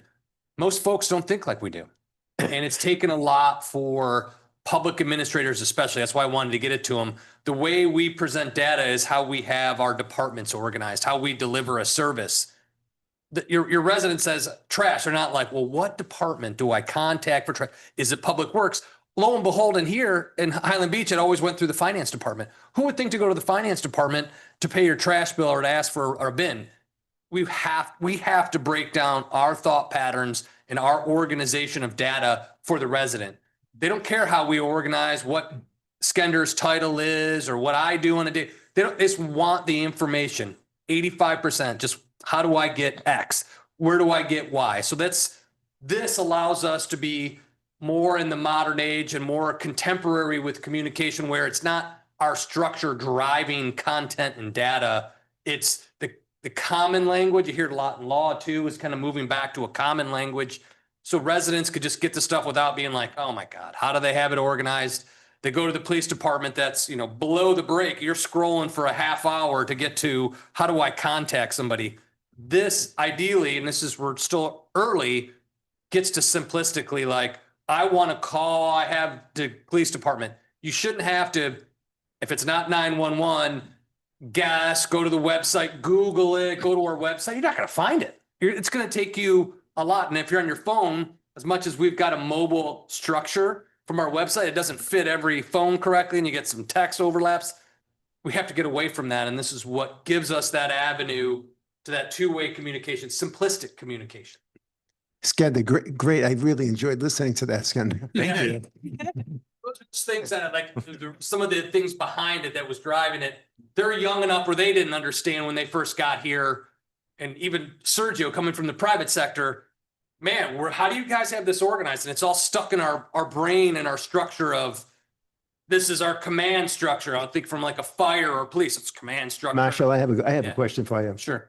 I'm very familiar with the applications because I've been involved in that industry, but I'm just curious, the names that we've accumulated over the last couple of years that we've picked up at events, a couple of thousand names, I assume this is going to be sent to them. Oh, yeah, absolutely. Okay. The only thing I would suggest, Marshall, Skender, is that there's a great opportunity. People would love to be in a sit-down situation where if you said to them, come to a free explanation at the library, we'll explain to you how to actually, people will gravitate to that during the season. They will come to learn how to use it, and it can really bring the people together. So I realize this is virtual, but combining virtual with face-to-face is really a great way of doing it. And this application could do that.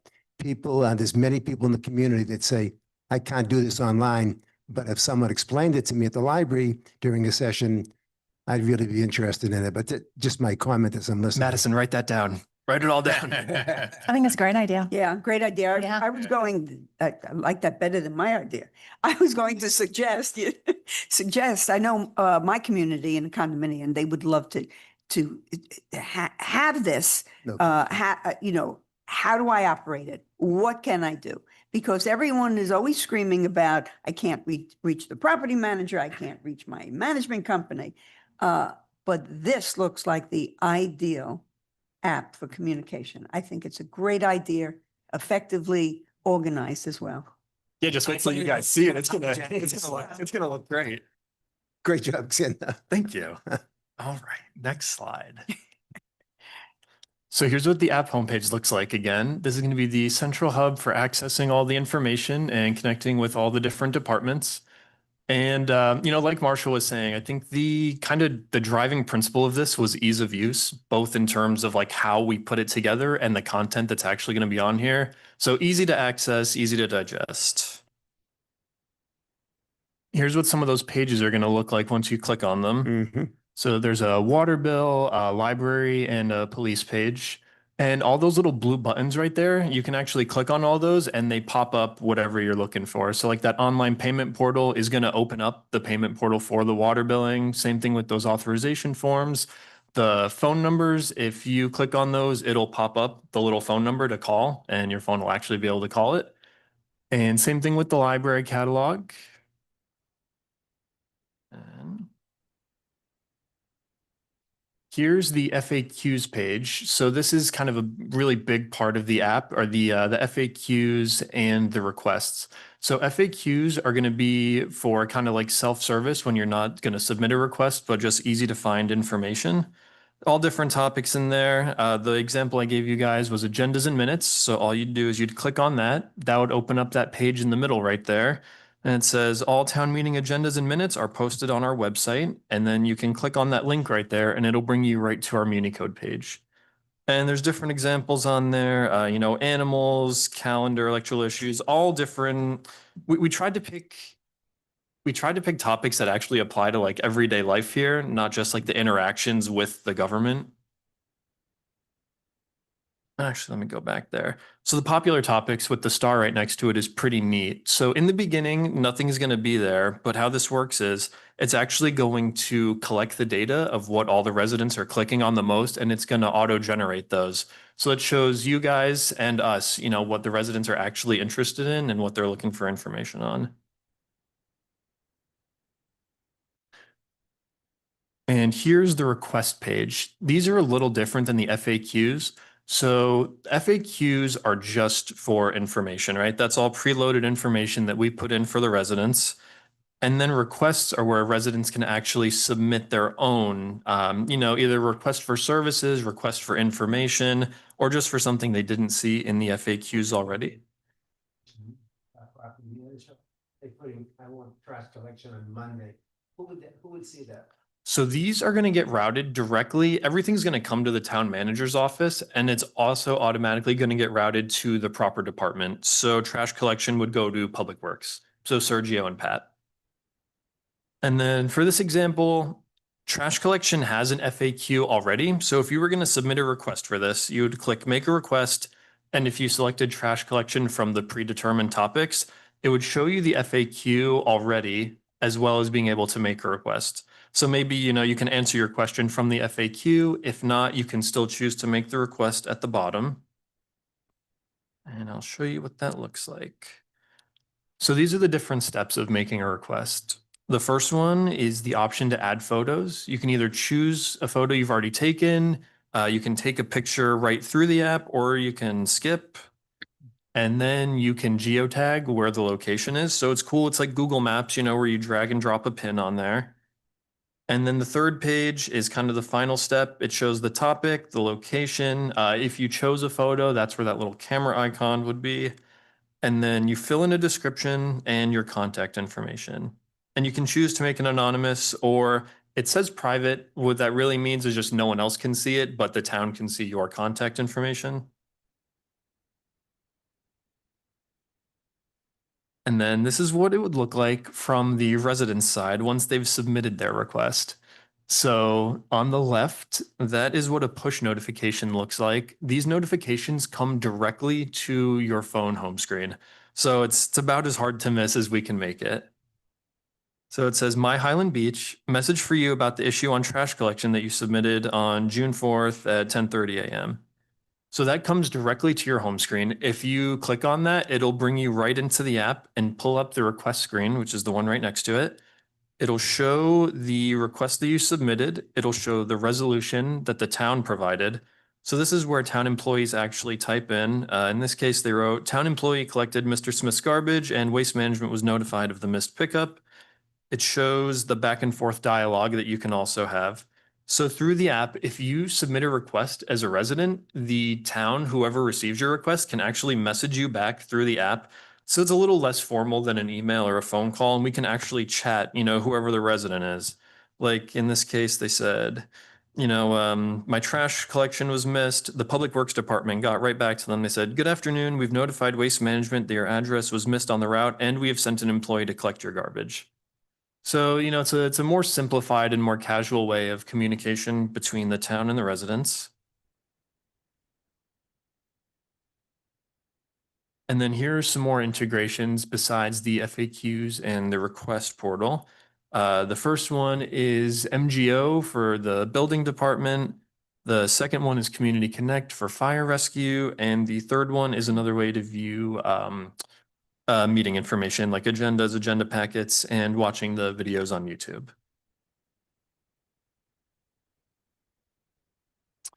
And then finally, here's the staff directory. So this is a really easy way to get in contact with certain individuals at the town. It's really easy to search out your contacts instead of having to dig through the website. You can either search directly for your contacts at the top of the screen, or you can sort it. In this example, I have it sorted by department heads. So the screen is cut off, but you can actually just scroll on through. It'll show all the department heads. You can change that filter to the different departments and show all the staff members there. And then these are all live links as well in the little cards. So you can click on the phone number, same as before, it'll call them, click on the email, and it'll pull up, Gmail or whatever app you use for emailing. And that's it. It's also available right now to download on the Apple and Google Play stores. Yeah. Is the app available on iPads, computers, as well as the phone, or just the phone? So it's available on phones, and it'd definitely be available on the iPad as well. We are working on getting it on the website right now. Madison and I were kind of experimenting on Friday. It's a little clunky looking for now, so we're going to hold off on it until we can make it look a little better. But it is primarily made for phones, and mobile devices would also include like an iPad or like a Samsung tablet. But there would be notification on our website that this exists, maybe a discussion about it? Oh yeah, absolutely. So we have an email blast ready to go out. We're going to post it on the website. I think Madison printed out flyers too, right? Do you have? Yep, we have those. We can show you guys. Yeah, so she's got this that'll go on there, and it's got the little scan code. So if you have an Apple, you can click the Apple Store. If you got Samsung or non-Apple, you click here, takes you to Google Play, takes you right to saying download the app. There's no cost to download the app. It just comes up on your phone, and then you could start using it. You don't have to register it if you don't want to. You just won't get the notifications, but you can register it, play and click and see what you like about it. And then if you have more advanced questions, like I said, Lois, most of the staff members will be able to help anybody do that. The hardest part is you're going to have to put in your email address. That's about the hardest thing you have to do. Other than that, the thing will take you through clicking. Now, we got some that are concerned about more advanced users. That's where the staff directory really comes in. Like police, push the button and it's there and the number pops up and then you're good to go. Or fire department. And, Glenn's picture shows up and you just push the button and it's easy to use instead of like, who do I call? What's their name? It tells you who to call and it'll tell you, in that staff directory. If you don't know, just call me, town manager, Marshall, boom, click it. We'll figure it out. We'll get you to the right person. We'll answer. We'll take responsibility and we'll get you the information. So it's really simple for easy users that maybe I don't want the website. I'm not going to read the manager's monthly. I don't read the Coastal Star. I don't do this. Well, if it's that pressing, you need to talk to somebody about it here, just call. We'll answer the phone and we'll talk to you. So it could be from the most basic user to the most advanced user. So. Yeah. Ease of use. That was the idea. It's excellent. Excellent. Yeah, I think it's really going to get used. I guess one question I have, is there a spot? Because I imagine, I think you've thought of a lot. You've anticipated a lot of things, but people might still have like feedback and ideas for improvement. Is there like a place to submit, ideas or something? I hadn't thought You about might that, wanna- but I'm sure we can Something integrate like that. I that. don't know, like if you, I don't know, there might be things that pop up that, Yeah. There, Said what happens here is, and this is what happens with applications. It's ongoing, but there's a president's group. Mhm. What I'd love to see this presentation in front of the president's group, have them bring it to the boards. And could I see, not that we want to overwork Madison and Scandal, but could I see them putting on presentations at these condo association boards to the residents, letting them see this? So the answer is yes. And I think it would be great, not only PR, but a great communication vehicle for the town, Marshall. I think you are correct. There are things that will take place. And as you're putting on these presentations, people will always have an idea, especially with applications. Did you ever think of this? Did you ever think of this? And that's ongoing in all IT. But I think it's a great way to actually start the process. Great. Great one. Great. Congratulations to all of you. Thank you. yeah, It's a great effort. really, really excellent. Great job. Yeah, really excited to have people more. Yeah, I think this would make leaps and bounds to get to that, our strategic initiative of community engagement. This is really a key piece of It's that. very So thank cool. you. Yeah, Played around with it. It's Yeah. pretty cool. that's awesome. Nice job. Thank What you. other municipalities in our county have this as well? I mean, they all have different levels of them. Like Boca has one, but it's so complicated. It takes the simplicity of use because they tried to put everything in it. We tried to take things out. It's kind of the opposite look at it. Instead of like, I'm going to give everybody as much possible information, then you're still stuck in that overload and people are just going to stop using it because it's too much. It's not easy to use. So here we're trying to keep it like basic stuff. Like, how do you get in touch with us? And then we'll communicate back to you. So it could be, I don't want to say chat body because I don't want people to feel that it's empty. There's some staff member on the other end at their computer or on their phone responding to you to give you that personalized attention that everybody wants. But that was the hardest part is take a lot of it out. People don't want how the sausage is made. Going back to an earlier reference with the appraiser, they put hours and teams of people to come up with appraisals. People just want to know, what's my property worth? So we got to that question and said, that's what most want.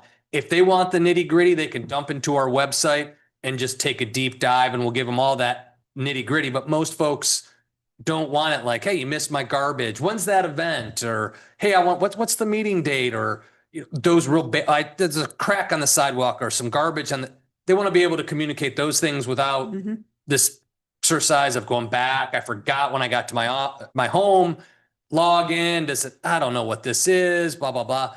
Lois tells me a lot of our snowbirds don't bring computers or websites. They just do everything on their phone. Correct. So then they're totally lost. They have to stop by. So now they can just use their phone, click their way through it. It's pretty basic. So we want to keep simple information, most common information forward. And then if somebody really wants every detail, they can get into it. Yeah, I think we didn't want this to feel like the government app. We just wanted it to feel like the daily life app, right? That you could use. Yeah. So if someone wanted to report a code issue, could they use that app? Oh, To yeah. do that? So absolutely. there'll be a spot there to report what they might think as a code What- violation. The trick is, and we'll work our way through that under statute, you can't do a code complaint anonymously. Right. But you could say, hey, I was walking through town. I see a lot of tall grass in this neighborhood. Or this condo's not taking care of this. That's fine. We'll go out in our normal course of business and that'll cue us to look for something that seems to be popping up. If you're willing to be on record for it, sure, we'll go right away. Adam will go back and forth. Adam and I think Public Works, Sergio, would be the higher users of this.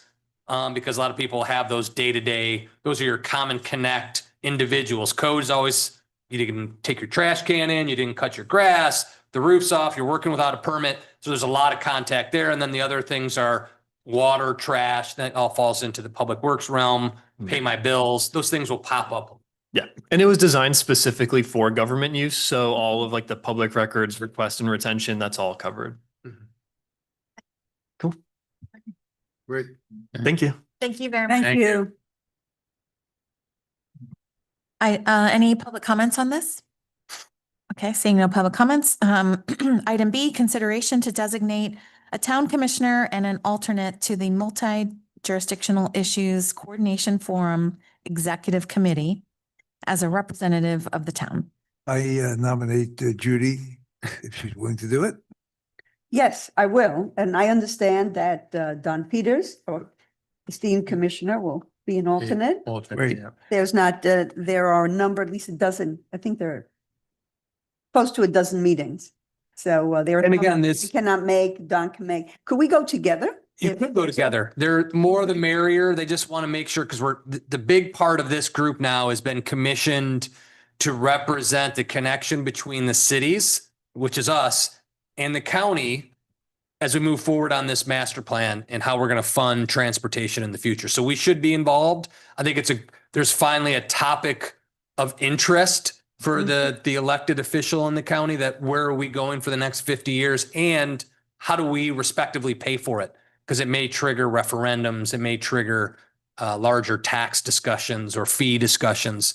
So this is very critical to get this going. And as you've seen, The Managers Association of the county really wanted to find a means to engage properly the county on this conversation because the county's doing thinks of county business, right? They're like an Uber municipality. And a majority of the population though does live with us in the city. So we wanted to make sure there was a connection, an opportunity to rebuild those relationships that have been broken over the years. This is the group and the channel we've chosen to do that. David need a second? Do you need a second? Yes, please. Oh, I second. Do we need a motion on this? Do we need a motion? Right. Okay. David made. And you're. Oh, I second, Yes. sure. Excellent. Do we need a roll call or can we do, Vice Chair nominated Mr. Goldberg. Goldberg nominated Mr. Peters, an alternate member. So we need to have- Do we want to do true parliamentarian where there has to be a motion? Yeah. So you gotta, no, I think we're just a clean motion. Right, unless there's a lot of, Okay. everyone's vying for this position. In the motion, yeah, I'll amend the motion just to have Judy Goldberg as the representative. I seconded for sure. Okay. do you want them individually or can Vice Mayor? No, you can combine them. So the motion could be Ms. Goldberg and then Mr. Peters. Okay, so, okay. Yeah, just a motion to designate town commissioners. Yeah. Congratulations. We're not voting on the amendment. Jason. Jason. I second it, yes. Would you like a roll call or should okay, all in favor, say aye. Aye. Thank you for all that. Next item C, discussion on permitted landscaping in the public right of way. All right. Good old- Ingrid did some homework for us. And again, the discussion on this item is, what about the right of way post FDOT construction? What remains? What's on our books? What are they going to require? And I'll let Ingrid kind of walk you through and where we want to go with this. Okay, good afternoon. So I figured we'd start off with some background on improvements in the right of way. And I've detailed some of this information in your packet starting on page 20. So I'll just go over it briefly in case we have residents watching the meeting. So in 2021, the commission adopted ordinance number 2021-18. It's actually on page 23 of your packets. And this allowed for certain improvements in the right of way, which included landscaping. And when you look at the ordinance, there's also provisions there with regards to swale protection. That was a big ticket item back in that time period. On the same day that this ordinance was adopted, the commission also adopted a resolution, which was number 2021-041 on page 35 of your packets. And this resolution requires town commission approval for proposed improvements in the state road A1A right-of-way. So any landscaping improvement or whether it's a driveway connection, any of that that's being proposed has to come before the commission for approval. And you all have recently seen some amendments to the maintenance agreement that the town has with FDOT. You've had some driveway permits come before you. I know because I brought them before you. So that's what that resolution said. Now, when you look at the resolution, it says that upon completion of the RRR project, that the commission will no longer require, or I should say, the commission does not require or will not have to approve any types of right-of-way improvements in FDOT right-of-way. So just wanted to make that clear. Now, in the middle of page 20, I provide some regulations that we currently have in the code that pertain to improvements in the right-of-way. A lot of them are focused on landscaping, and I'll just go through those briefly. So we have section 12-12, which basically says you can't construct anything in the right-of-way until you have a town right-of-way permit. Section 25-1 basically says the exact same thing. And then section 25-1 also acknowledges that separate from the town right-of-way permit, it acknowledges that you will have to have FDOT permit for any type of improvement in the right-of-way as well, whether, again, that's landscaping or whether it's a driveway permit. Now, on the bottom of section 25-1, we have a list of improvements in the right-of-way that do not require a town right-of-way permit. Okay, and I did also want to add, because the bottom of that 25-1, it says there's an exception provided in section 17-2 Two, and I just wanted to read this in the record. In the town code, section 17.2 states that the placing of certain obstructions in State Road A1A right-of-way shall be deemed a nuisance.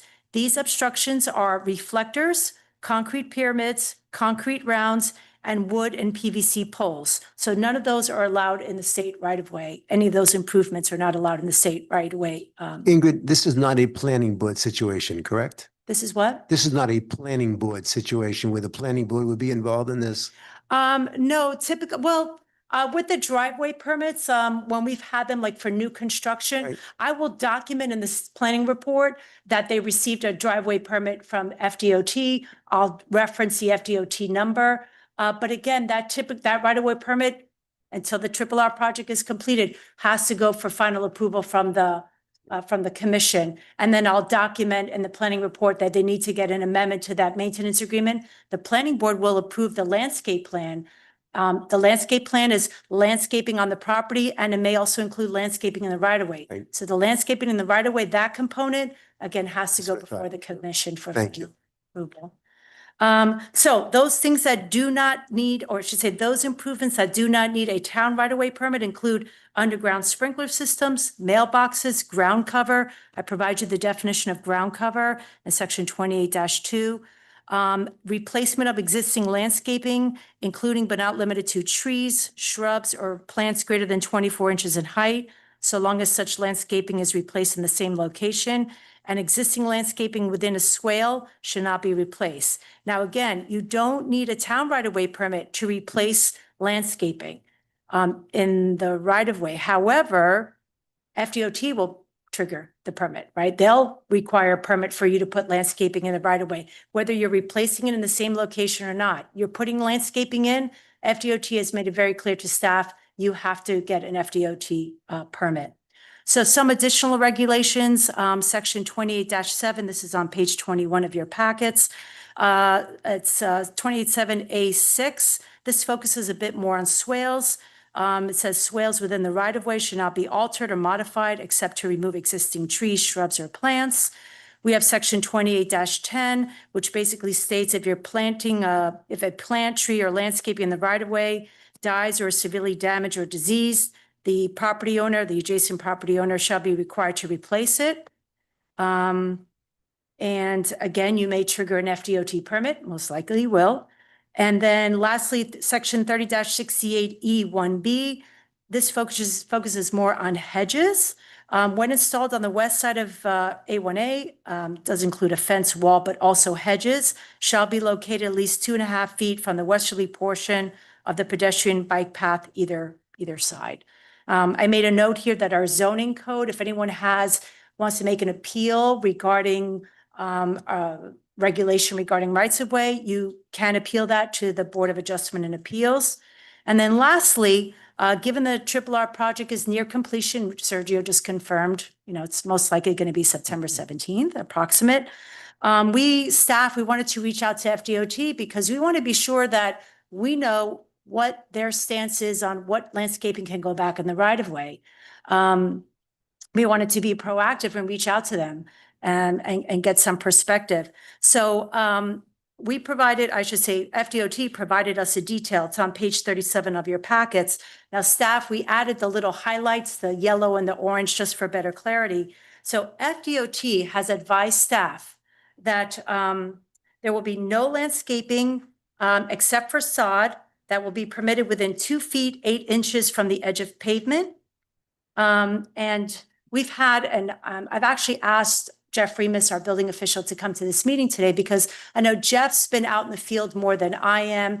Residents have reached out to Jeff with their concerns about hedges that they previously had prior to the Triple R project that were taken out by FDOT as part of the Triple R project.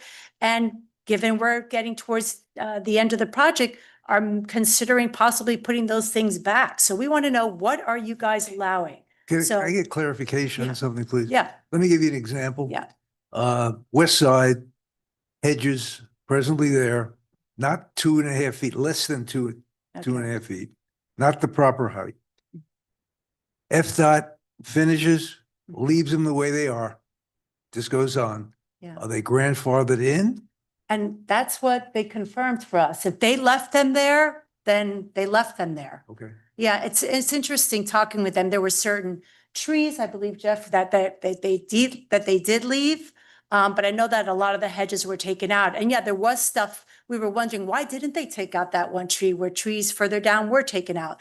But they made it clear to us, unless Jeff, you interpret it differently, but whatever's left, they're apparently good with. So that's basically, what we have. With regards to that amendment to the MMOA, we also talked to them about that because again, we were thinking, given the Triple R project is coming to completion, they may have several residents coming to them to put back certain things, landscaping. And again, that's going to trigger an amendment to the agreement. So you may have a lot of people. I mean, it's just anticipate. We're just speculating here, of course. We wanted to ask them, will you possibly expedite those applications? Again, we're trying to play devil's advocate here. They indicated that they would not expedite the applications, but again, it would trigger an FDOT permit, again, any landscaping in the right of way, and then trigger that amendment to the MMOA. But now, again, once the Triple R is completed, the amendment to the MMOA will be reviewed by staff. And if everything's okay and in compliance, it will now be signed off by the town manager. We'll obviously come back to the commission. So I'm glad to answer any questions. And Jeff also, as I said, Jeff is pretty much more eyes on the street. I could give you a better reality of what's going on than I can. So, yeah. Timeline. I'm just curious, what would you expect now from us from a timeline point of view? In terms of How we move forward? Are you looking for recommendations? I mean, I think it's just- technically, you don't have to do anything. Yeah. This is just how it's going to be done. It's going to be done. yeah, it's But there have been concerns over the shrubbery or the hedgerows that have historically been at the edge of pavement. So we're And really- again, if we're it's, really responding. so if somebody had it ripped out and they usually like to put it back in to keep people from driving all over their yard, that's not going to be permitted by FDOT to put them back in if they've taken them out. You have to keep them 2.5 feet back, and then you could put something in between, but it can't be obstructed. You have to have clear passage, if you will. right, because all our code says is you could put landscaping in the right of way. But again, we don't have that nuance as to, kind of be how far from the edge of pavement. That's why we reached out to FDOT in a proactive effort. So yeah, we don't have anything in our code. So we were hoping to get a little bit more A clarity. congenial, proactive effort. Yeah. I understand. So we're just talking about Highland Beach because on this project, when you go towards Delray over our line, you can see actual hedges almost going over the bike path. Mhm. So, Yeah. and if they don't remove them, technically, and based on what we're saying here, if they don't remove them, those can stay. Yeah, we only really spoke to I them know about, it's- I yeah. understand that. I'm just trying to look at consistency because. You will be responsible still, even if they're there to maintain them. You can't let them overgrow. So the complaint would then be you got to trim them Back, tight to that line, okay. but yeah. Yeah, Jeff Freeman, building official. So just to clarify a point, if it's less than 2.5 feet and it creates a nuisance such as not allowing water to drain, or you let it grow too tall where it obstructs the view, that's where we've had complaints. I come here, I can't see this way. Mhm. We've had people trim down and move. So really within that first 14.5 feet from not the edge of pavement, but 14.5 feet from the white line that begins the semi-bike line, Mhm. 14.5 feet that way, nothing could have a mature height of greater than 18 inches. So they don't want to rely on you maintaining it. So anything in that area, you cannot grow anything there that's going to have greater than an 18-inch mature height. So you don't want anything that's going to grow wide, which means it's going to encroach closer to the road. And you don't want anything that's going to grow high. So if you already have something, for example, that's already too close and really shouldn't be there, and you don't maintain it, then that's also, that could become an issue. It could be a complaint where if we're forced to act on it, then we're going to make you remove it. Are the If homeowners, there are the complaints. homeowners aware of it? This is the first time I've heard it myself, but are the homeowners aware of what you just said? As far as I mean, you've talked to more homeowners than I haven't had anybody call me, but I think this could be something we could possibly put on the town webpage. I mean, you all are, we have a triple R, don't we have a triple R reference in the town website? These are things that we could work on. I could see someone calling up and say, I didn't know this. Yeah, I doubt that they know. Most people just hire landscaping companies. They tell them what they want. And the Right. landscaping companies probably don't know all the rules You either, bet. because there's so many different ones. Not all of them are used to working with FDOT. They don't know the rules. A couple months ago, I stopped someone on the west side. They were planting flower, like right on the edge of the pavement. And I was like, I'm like, you can't do that. You have to go to FDOT and get approval first. You have to go to the commission because we still are under the middle of the triple R project. And then I'd explain, so they just, and that's just a landscaping, it's a big landscaping, they didn't know.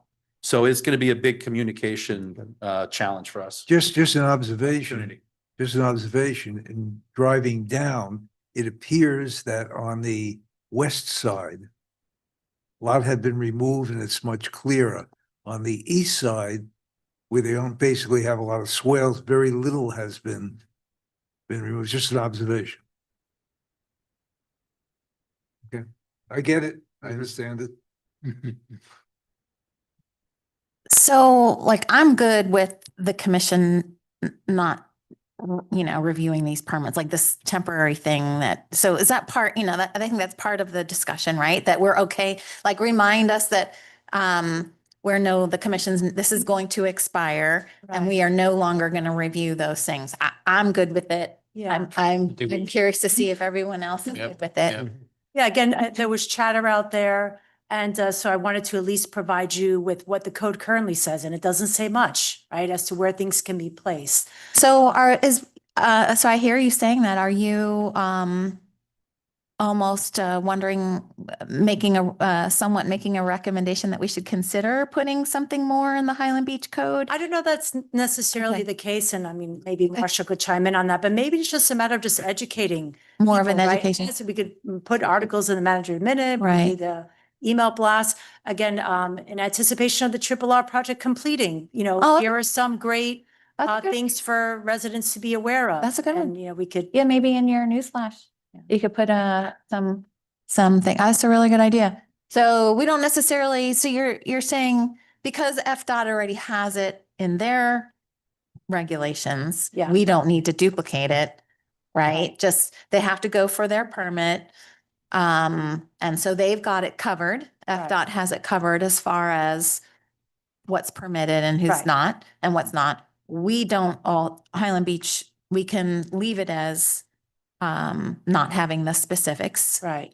And it's just, Well, yeah, I mean, the specifics that we have are in the staff memorandum for you. As I said, there's a few. right, they're in the staff, General. right, but you're saying it doesn't need to be in our code. We don't need to kick off a code thing. No, I Do think you between recommend- what we already have in our ordinances and what FDOT has between the two of us. It's as long covered. as FDOT is consistent with their reviews. We should be in good shape because like we have, FDOT doesn't have a rule that you can't plant within 2.5 feet of the walking path, but we do. Okay. So these are some of the differences. So you're not saying that there's any gap between our ordinance and FDOT? There's no gap that you're seeing right now that you would recommend that we address at this time? You think between the two, it's covered, but it's more of it sounds like the issue is more of an educational thing to let people know. And like you said, just to repeat what you're saying, that, now that the FDOT completion is in the horizon here, that this is a good time to remind property owners of that. Can't put certain. If I was a homeowner and if I got an 8.5 by 11 one sheet, just hitting the highlights of this, I would be thankful. Yeah. Yeah, and I Yeah. think we could, Yes. We talking 25, 30 homes. I mean, Right. if we just dropped off, A mailer. Oh, that's a good one, right? A mail? even mailer. put them in each box, Mm. Yeah. be advised that. I mean, I would be very thankful, or are we causing our own headaches? I mean, that's the question. right, and we could actually use this detail that FDOT provided. We can maybe simplify it. 'cause Yes. it's a Yeah, little I bit, would- you know. I'd be yes. very happy as a involved. homeowner Yeah. seeing, okay, now I get it. Yeah. Right. If I have a question, I'll call up after I or whoever, but Mhm. Yeah. leaving it out, just leaving it up in the air, believing that I'm going to look into this, not going to happen. Right. I think that's an excellent idea to actually deliver it to each home, whether by mail or whatever. A hard copy. I think that's excellent idea. And then Mhm. also the newsflash too, if hopefully people read the email. Maybe an FAQ also on the app, include that as a, but yeah, I think the hard copy delivery to each individual home is probably the most effective way. So. And they That's can good. work this, and they can make sure with their landscaper, what they're doing it right. I have a question, whether it appears in our ordinance or not, or whether we have any kind of policing mechanism on this. What if there is a violation? Yeah. Code Code enforcement does it. We have code Okay. enforcement, and that's something that we plan on being proactive. I've already told Adam, like, hey, keep your eye out, between Pat, Eagle Eye Pat and myself and Serge, and we're gonna see it, because we know the problems that it causes when you plant too close to Yeah. the road, Mhm. it's, and it blocks the drainage. So we'll be very proactive on it. We will not sit back and just wait for complaints. I support that. Sorry, I support, I would just want to emphasize that I support that proactivity on looking at specific properties and to make sure, because I think that really does cause a problem, the encroachment on the bike lane that causes all kinds of problems, because then the bicyclists are avoiding that landscaping. So I absolutely emphasize and support what you just said. Thank you. Sorry, go ahead, Commissioner. Well, I had a question on the sidewalks. Now, is FDOT doing the sidewalks or are we doing it? They're doing it poorly at this point. I think they recognize there's an issue, but they really don't want to come up with a plan or grab onto. They should probably do it in its completion from start to finish. They should redo the entire pathway. Otherwise, Yeah. it's going to be up and down all the way through it. Start and stop, new pavement, old pavement, new. They're obligated to do some things, but not everything, but it would probably help them to do all of it. And we'll see, the flooding on the road will be improved. Flooding on the pathway will get worse. So that's what's going to drive a lot of our complaints is in season with the volume of walkers. They're going to be, it rained, but the pathway for 2 days is underwater because they've raised the road so high and the property owner's going up. It's just a hole, just holding water. And it's going to be our bigger problem is once they leave, and then how do we raise the pathway in certain points when they haven't hit it with the driveways? So it's going to be tricky. It really will. I think it's going to be something that we inherit from this project is our shared use pathway is going to be more prone to flooding. So this was not contained in the contract? No, they were supposed to do bits and pieces are identified where they've used it, run over it to replace it, but not in its entirety. So they've created secondary issues from elevating the road and doing some of the grading changes or pitch, as you will, on the driveways is creating more complex issues. FDOT or in Federal Highway Administration guidelines for road constructions, they don't care if that shared use pathway floods. Their concern is the road. Pathway is very secondary in nature. Road, the little marked shoulder, sidewalks last. So if that's underwater, it's okay. The road isn't. And that's going to create a lot of problems. And it gets tricky because then that's an ADA compliant shared use pathway. So now we're chasing grades all around the place. So it's going to be a challenge that we'll inherit out of this, I believe, unless they do a better job. And we actually just came across that because we have a brand new home that's just about completed at 2500 South Ocean, and their driveway had to be brought up higher to match, A1A and match the increased height of the home because it's brand new at a higher elevation. So the walking path, they were gonna have to step up onto the walking path. So the owners had to pay to redo the walking path back far enough to maintain a very low grade so that it wasn't too steep. So we're already seeing that so they're going to be in great shape because they're going to have this taller walking path. They're going to have a higher driveway, but they had to go back all the way to the property line on one side, and the other side, I kind of wish they went to the property line, but they went far enough to keep the grade down at less than 2%, which it could have been 5, but. Yes, You can't exceed 5. As soon as you do 5, you got to put We ramps got to in, put a you have ramp, landings. so I asked them to nightmare. keep it at 2. I knew they could have done 5. I asked them to keep it at 2%, Yeah. so we don't have any tripping issues. But we're going to have a lot of those where you can't get it. So it's Right. just going to be, you're going to go down into a hole. Maybe for walkers, it isn't too bad, but for people that decide to ride their bicycles on that shared use, they're going to stop doing that pretty quickly because it's going to be one heck of a ride. And it's something that we may have to address as a bigger project. I don't want to say that they're not going to do anything, but boy, the way that project's proceeding, I have a lot of concern as to how the pathway will be handled at the end of the project. Jeff, are they gonna fill in? I know there's 2 ramps there. It's a pretty good drop off. If somebody falls off there, they're gonna like put a little dirt over there with a swale. So Pat and I talked with them and had them dig out actually a little bit more so that because to get some drainage. Right. And if you drove by today, you will see that they were bringing in a lot of dirt. A lot of dirt. So they're going to have a nice size swale there. They're bringing in a lot of dirt. It'll ramp down when they're finished. So it'll be taken care of. So it's not Good, it doesn't good. fall off. So how is this handled financially and affect our budget? Well, we won't really know financially how much, we can't really determine the full scope of what needs to be done afterwards. But it will probably be more sizable than what we've done in the past where we just mill off an inch and put an inch down like we've done in the past as a maintenance project. This will be a larger project because no matter what, there'll be some grades left behind that we'll have to capture and work through. And a lot of it is controlled based on the grade of the driveway and the home side to the right of way. So we can't create tabletops. So you're like, go down the hill and you got to come up for the pathway, then go back down, then go back. There are certain things we'll have to do. And some of it will be incumbent on homeowners. New home construction, I'm not worried about. They're obligated to do it. They'll take care of it, but it's the old stuff. I'm hoping it's not going to be as extensive as I think it is, but we won't know until they decide. Because I don't think they're going to do it because the engineers are smart enough to be like, oh my God, I don't want to take this project on because it's going to be a lot of field engineering to make it all work. And I don't think they have the space and the grade. So I think we'll see that more prone to flooding and a lower grade on those pathways. And it'll be a lot of up and down.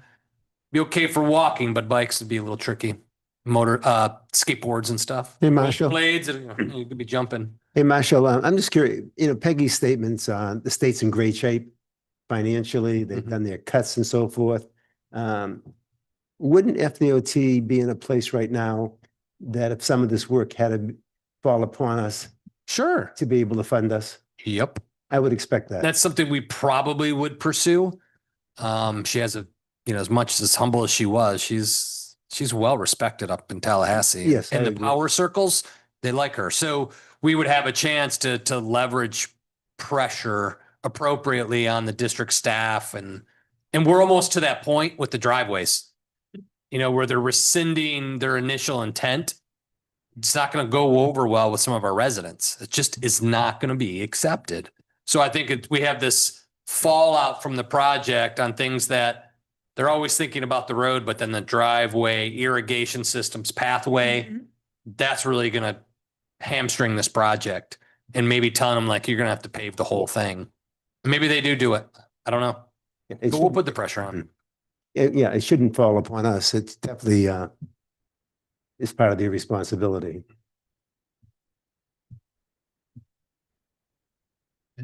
So is there any other direction you need from us at this point? No other direction? I don't know, I think- Marshall, if anything you want to add. I'm good. I think we'll probably revisit it as necessary down the road to tweak it maybe.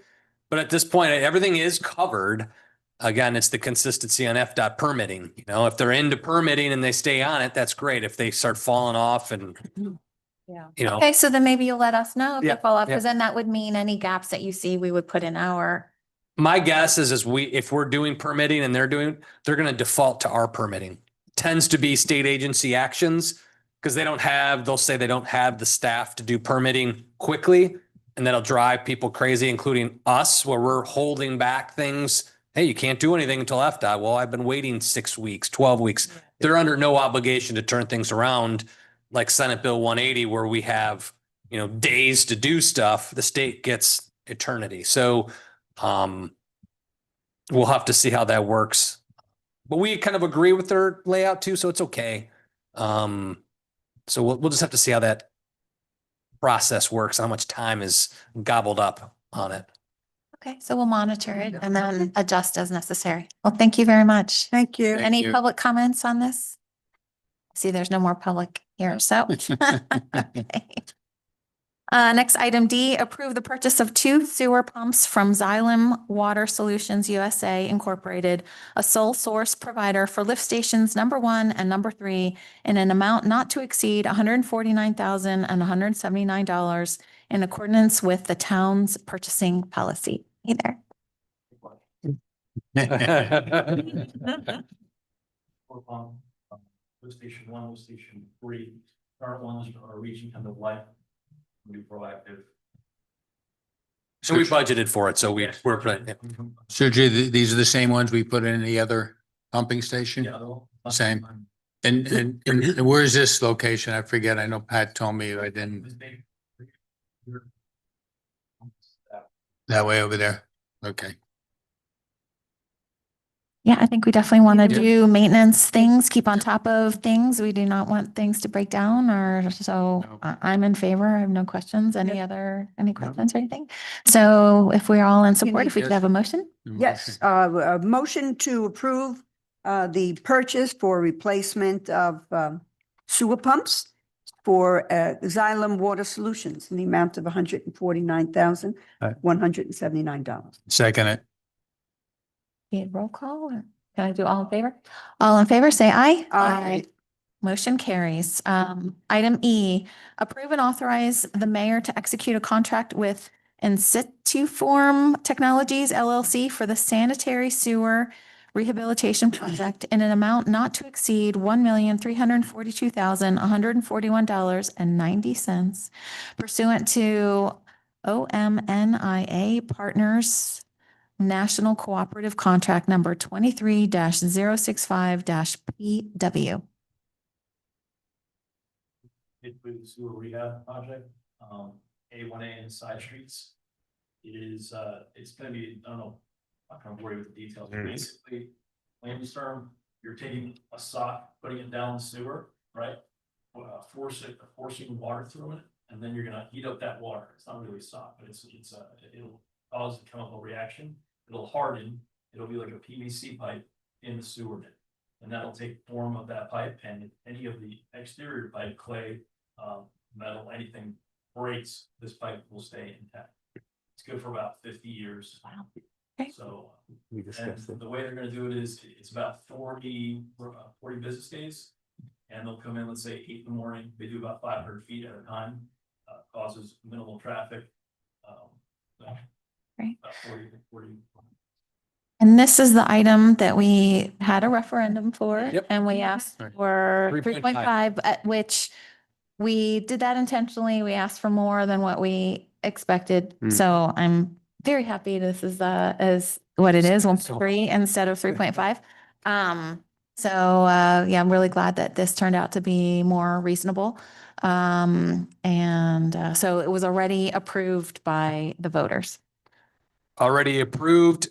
We got a great job to Sergio and Pat for coming up with an alternative to the traditional design bid build, which we had at one point up to $6.5 million and couldn't do the project. So the ability to find a contractor to do this on another state contract through a cooperative of which we belong to, we can do the project for more of what we intended initially for it to cost. So we're in a good position. Now, the trick, we're going to be flexible-ish with the contractors, FDOT. They're supposed to be out of there in May. Now they're going to be there till September. I'm lining the sanitary sewer. So we could find ourselves in a conflict with the state, whereby then more external pressure will be exerted. We have to fix the sanitary sewer. We've known it's been bad for a while. Here's the opportunity. So to buy some time, by the time we do this, get the other contractors, they get mobilized, we're going to start in Bellito and the side streets, work our way back out. But they move pretty quick. So side streets will probably take longer, a little more starts and stops on the turns and on the roads in the subdivision, but eventually we have to get in the right of way and FDOT's gonna have to let us get in there. So hopefully they'll get to a point where we can chase the project a bit and start there and work our way out. So that's gonna be a challenge.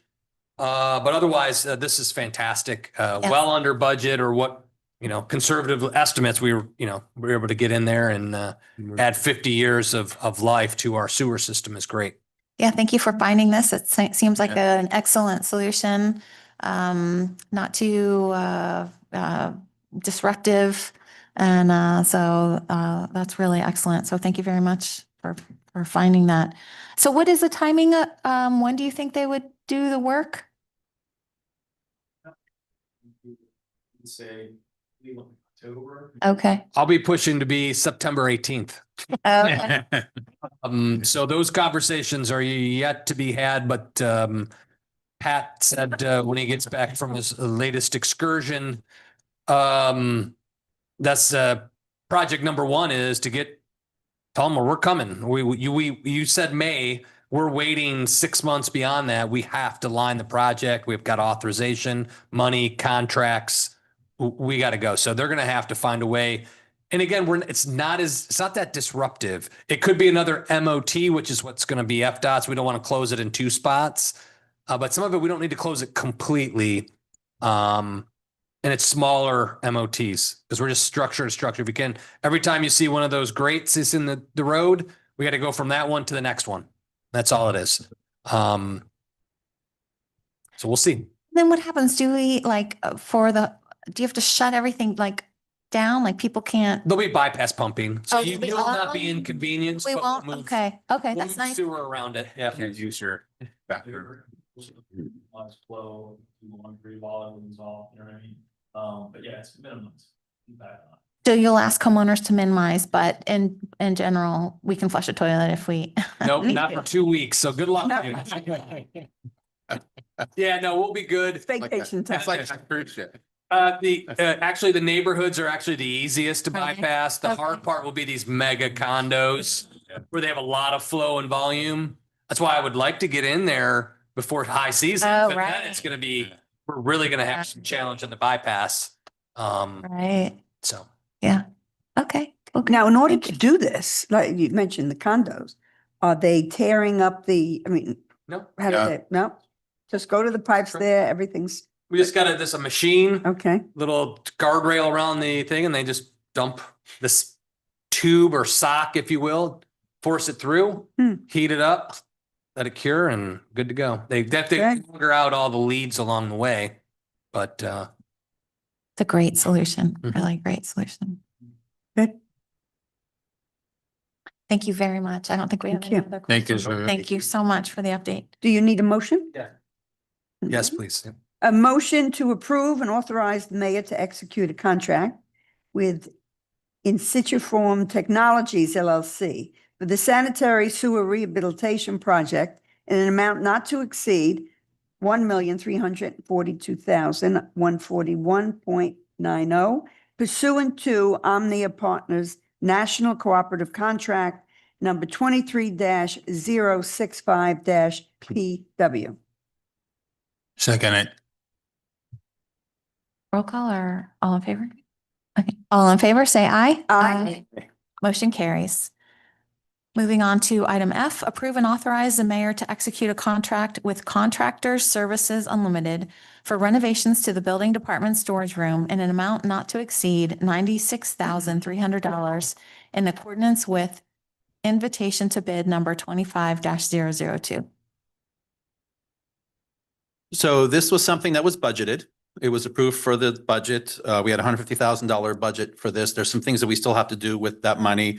The bid came in at a really good price. We had 3 bids come in. Skinder ran the whole thing for us. And this is going to add those offices in the back and separate out the storage room. And then what it's also going to do is when the police go back to the to where they do their workout and training, They're gonna be walking down a hallway just like they normally are, because it'll all be finished and we're gonna have our offices out to the left. So this was the lowest of the three bids. I believe this company was the one out of Miami. And that's it. Great. Any Of discussion? course, they're licensed contractors. But they have to be. Yeah. Any other Ready for discussion the or question? Yep. A motion to approve and authorize the mayor to execute a contract with Contracted Services Unlimited for renovations to the building department storage room in an amount not to exceed $96,300 in accordance with invitation to bid number 25-002. Second, All in favor, say aye. Aye. Motion carries. thank you, Jim. Thank you very much. Mhm. Moving on to town commission comments, Commissioner Chudnovsky. Yes, Skender and Madison, it's great to see you guys taking on more responsibility. As I was looking at the presentation, Skender, I said, this would be a wonderful opportunity for a Judy Goldberg sponsorship on the top of it. But you know, I'm not going to ask her for that. It looked so beautiful. Content is king, as we all know, and I was very impressed with the presentation from Dorothy Jacks today. Yes. I was really impressed. I thought Peggy just added on to that with great content. And my concern is always the same thing. It's like we're hearing this information here, and I would love to, how do I get this out to an entire community? Because there were some very positive statements there. And there are some statements I want to even make to my own board at the Coronado, because there was some great information that came out of it. But I think that's always going to be a challenge when you're working in a municipality. But I found the meeting very, very content heavy and very enjoyable. But thank you. Commissioner Colbert.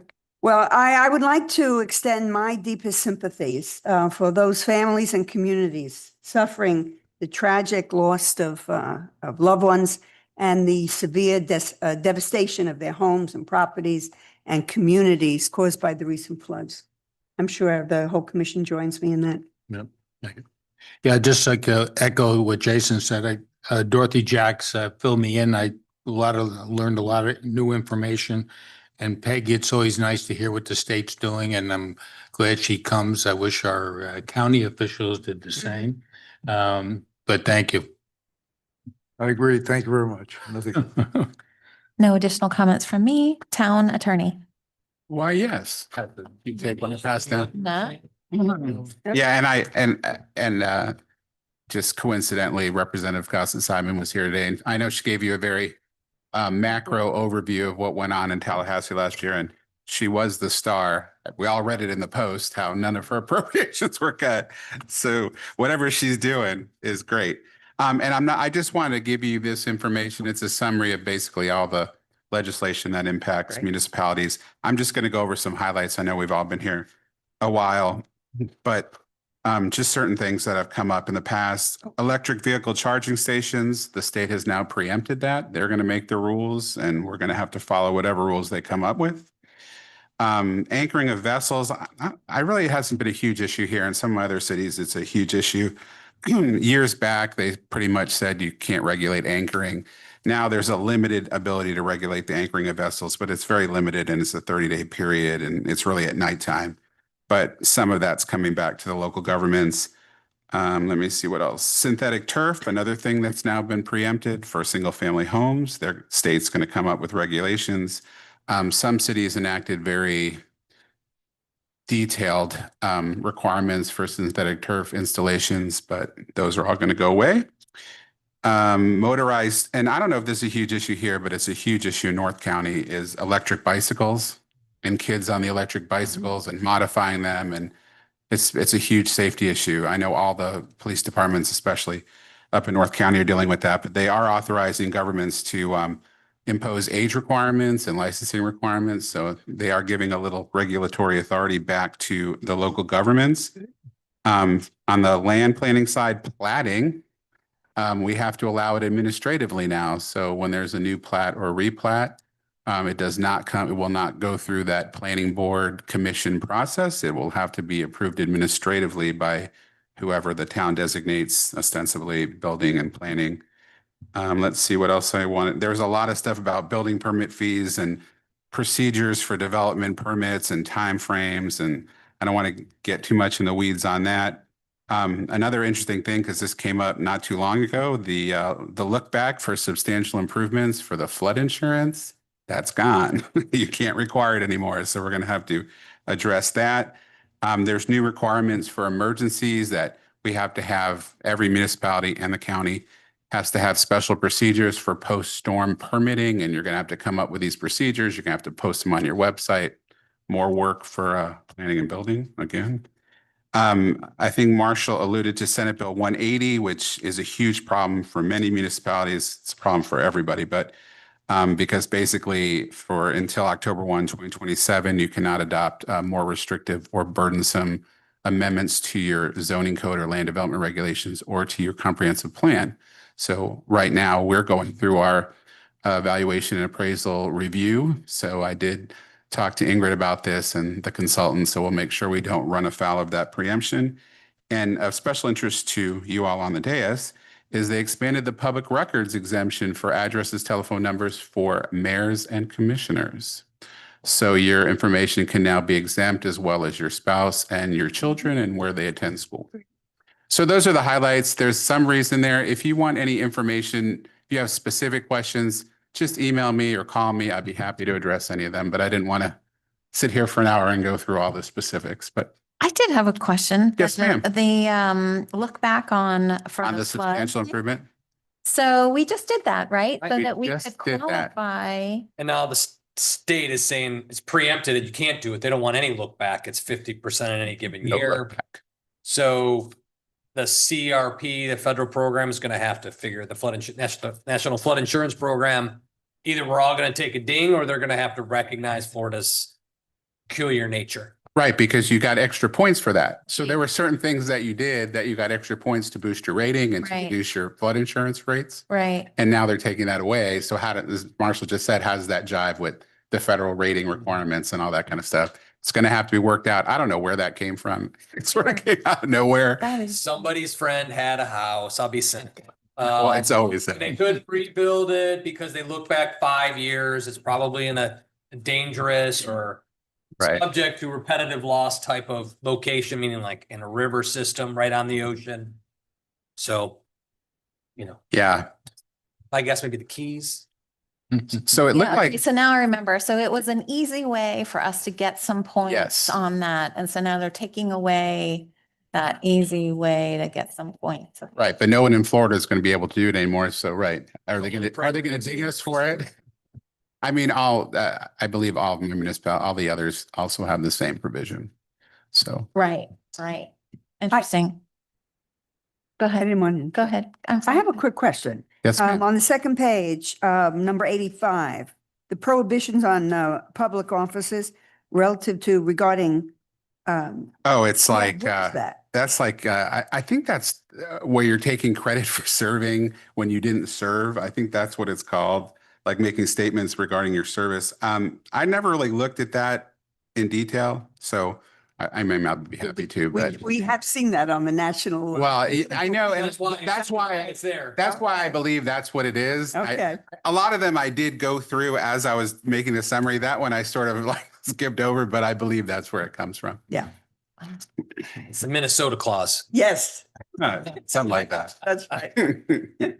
Casey travels here. Exactly. Thank you for your summary. Oh, no problem. Thank you. Moving on, town manager report. I'll keep on the same thread line. You've heard at the national level of DOGE, right? Department of Government Efficiency. Well, we have a FLOGE. Now, the Florida Office of Government Efficiency, they call it DOGE. But they basically wanted us to submit some comments recently, giving us 1 week to complete an Excel spreadsheet over revenues, expenditures, how much we spend on police, fire, things of that nature. So a lot of towns are, running around trying to figure out how they're going to meet this deadline of, we got like 9 business days, 8 business days to do it. We're okay. As you know, our financial operations, not just from our prudence and fiscal accountability, but also how we do accounting here, we're fine. We already the undoji thing is the state has this information in 3 different locations and wants us to submit it again using staff, which costs money to the taxpayers to do it. I didn't say it with Peggy there because she'd get mad at me, but it doesn't make any sense. It's easier for us bigger towns. But again, the state is going through this exercise as well.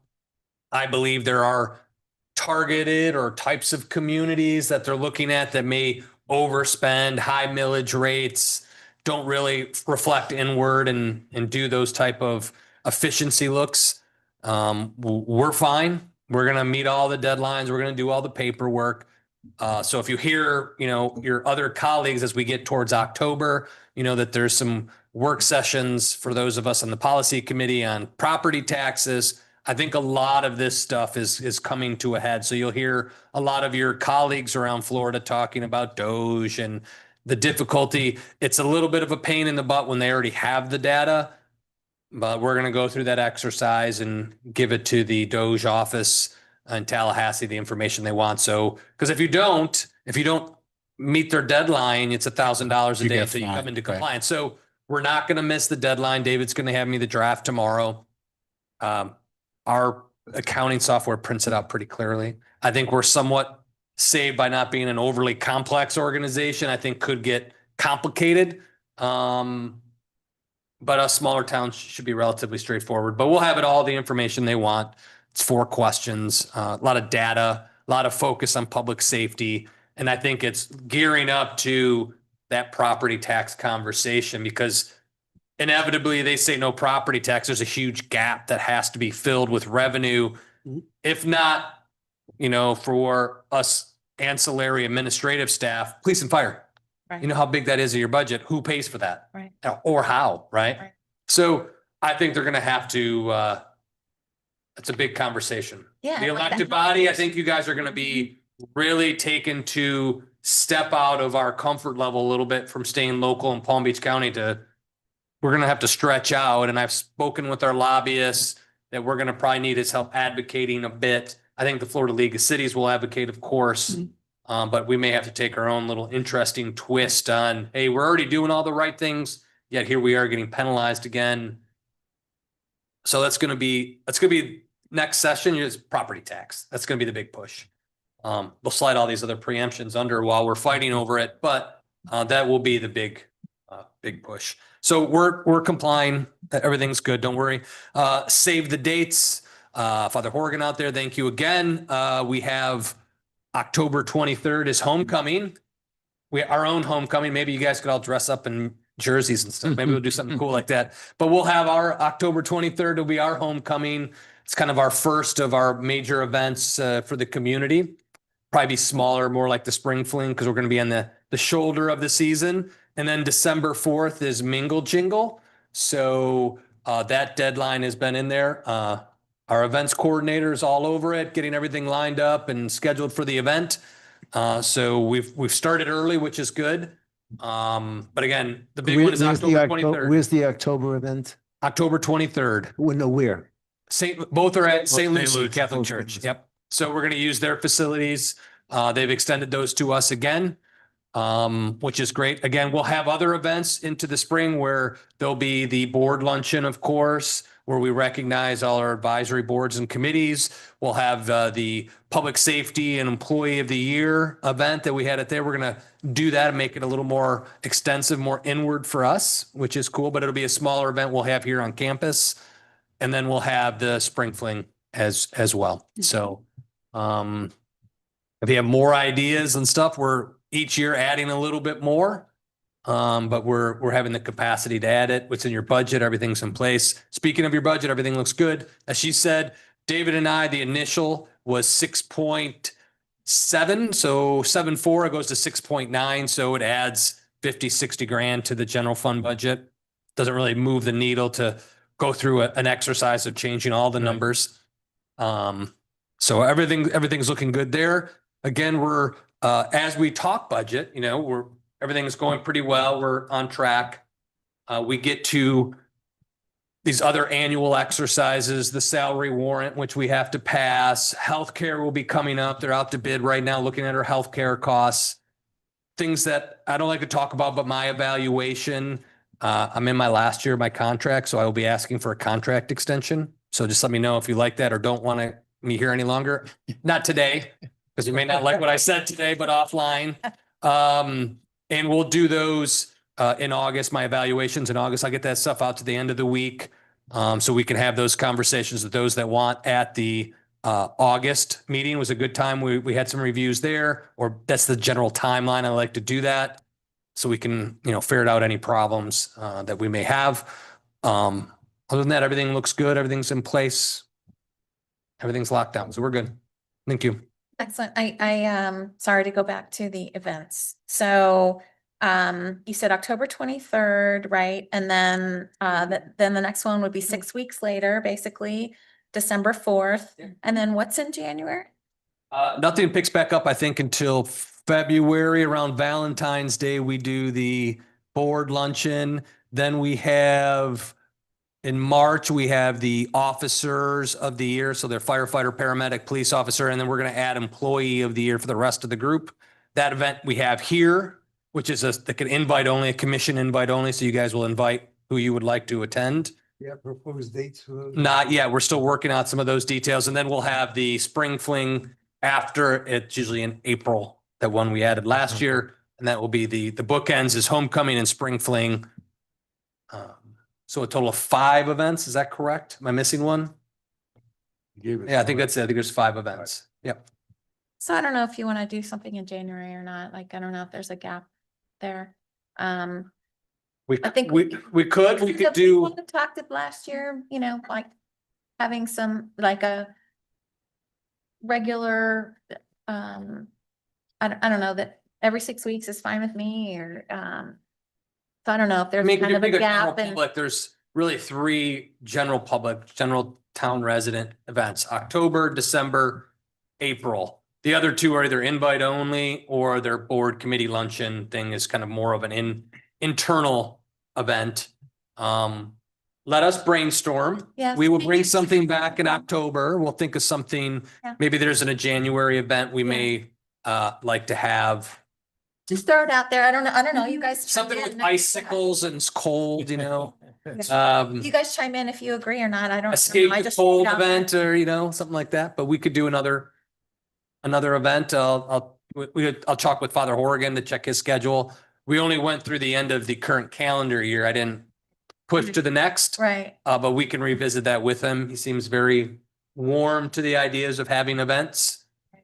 And it could be like some other, it doesn't have to be a food truck event. I don't know, just, or maybe we tie it in with the app or something, some food event to demonstrate the app or something, I don't know. A celebration of opening our renewed renovations of the old firehouse. Yeah, I don't know, brainstorm or whatever, we throw up some ideas. But, We'll think of something. yeah, I think there's a gap in there that. If not, that we could could come up use with something simplistic and then advance it in later Right. years. Right, But we got time for another event in there. Sure. sounds good. I like it. I like the events. Good for, people seem receptive to them, especially when everyone's here. Something Yeah. to do in town. You don't have to leave town for Right. the evening. You can Mhm. have something doing here. The music went over well, so maybe it's something else. Start our own jazz festival or something There you great. go. That'll get, right? That'll get Hartman going, I think, regulate the street and stuff. We can attempt to do something cool like that. Yeah. Create our own little, I like little. I love space. that. Music, live music. I love Yeah. that. Maybe a couple different live music scenarios. Yeah. Couple bands, a street fair. I love We that. could have, I love we it. could have a progressive. Hartman doesn't like a lot of people moving down the right of way. The cocktail in their hands. We got to keep them in location. So Right. we'll work that out. We'll find the ideas and then logistically work it out with public safety and go from there. Yeah. Excellent. Yep. Excellent. I like that. Any other questions for Marshall? No? Okay. Announcements, board vacancies. Wow, this list has shrunk. I like it. Only 1 vacancy on code enforcement board. Upcoming meetings and events, August 5th at 1:30 is our next town commission meeting. There are no board action reports. And with that, I think we can adjourn. Thank you very much, everyone.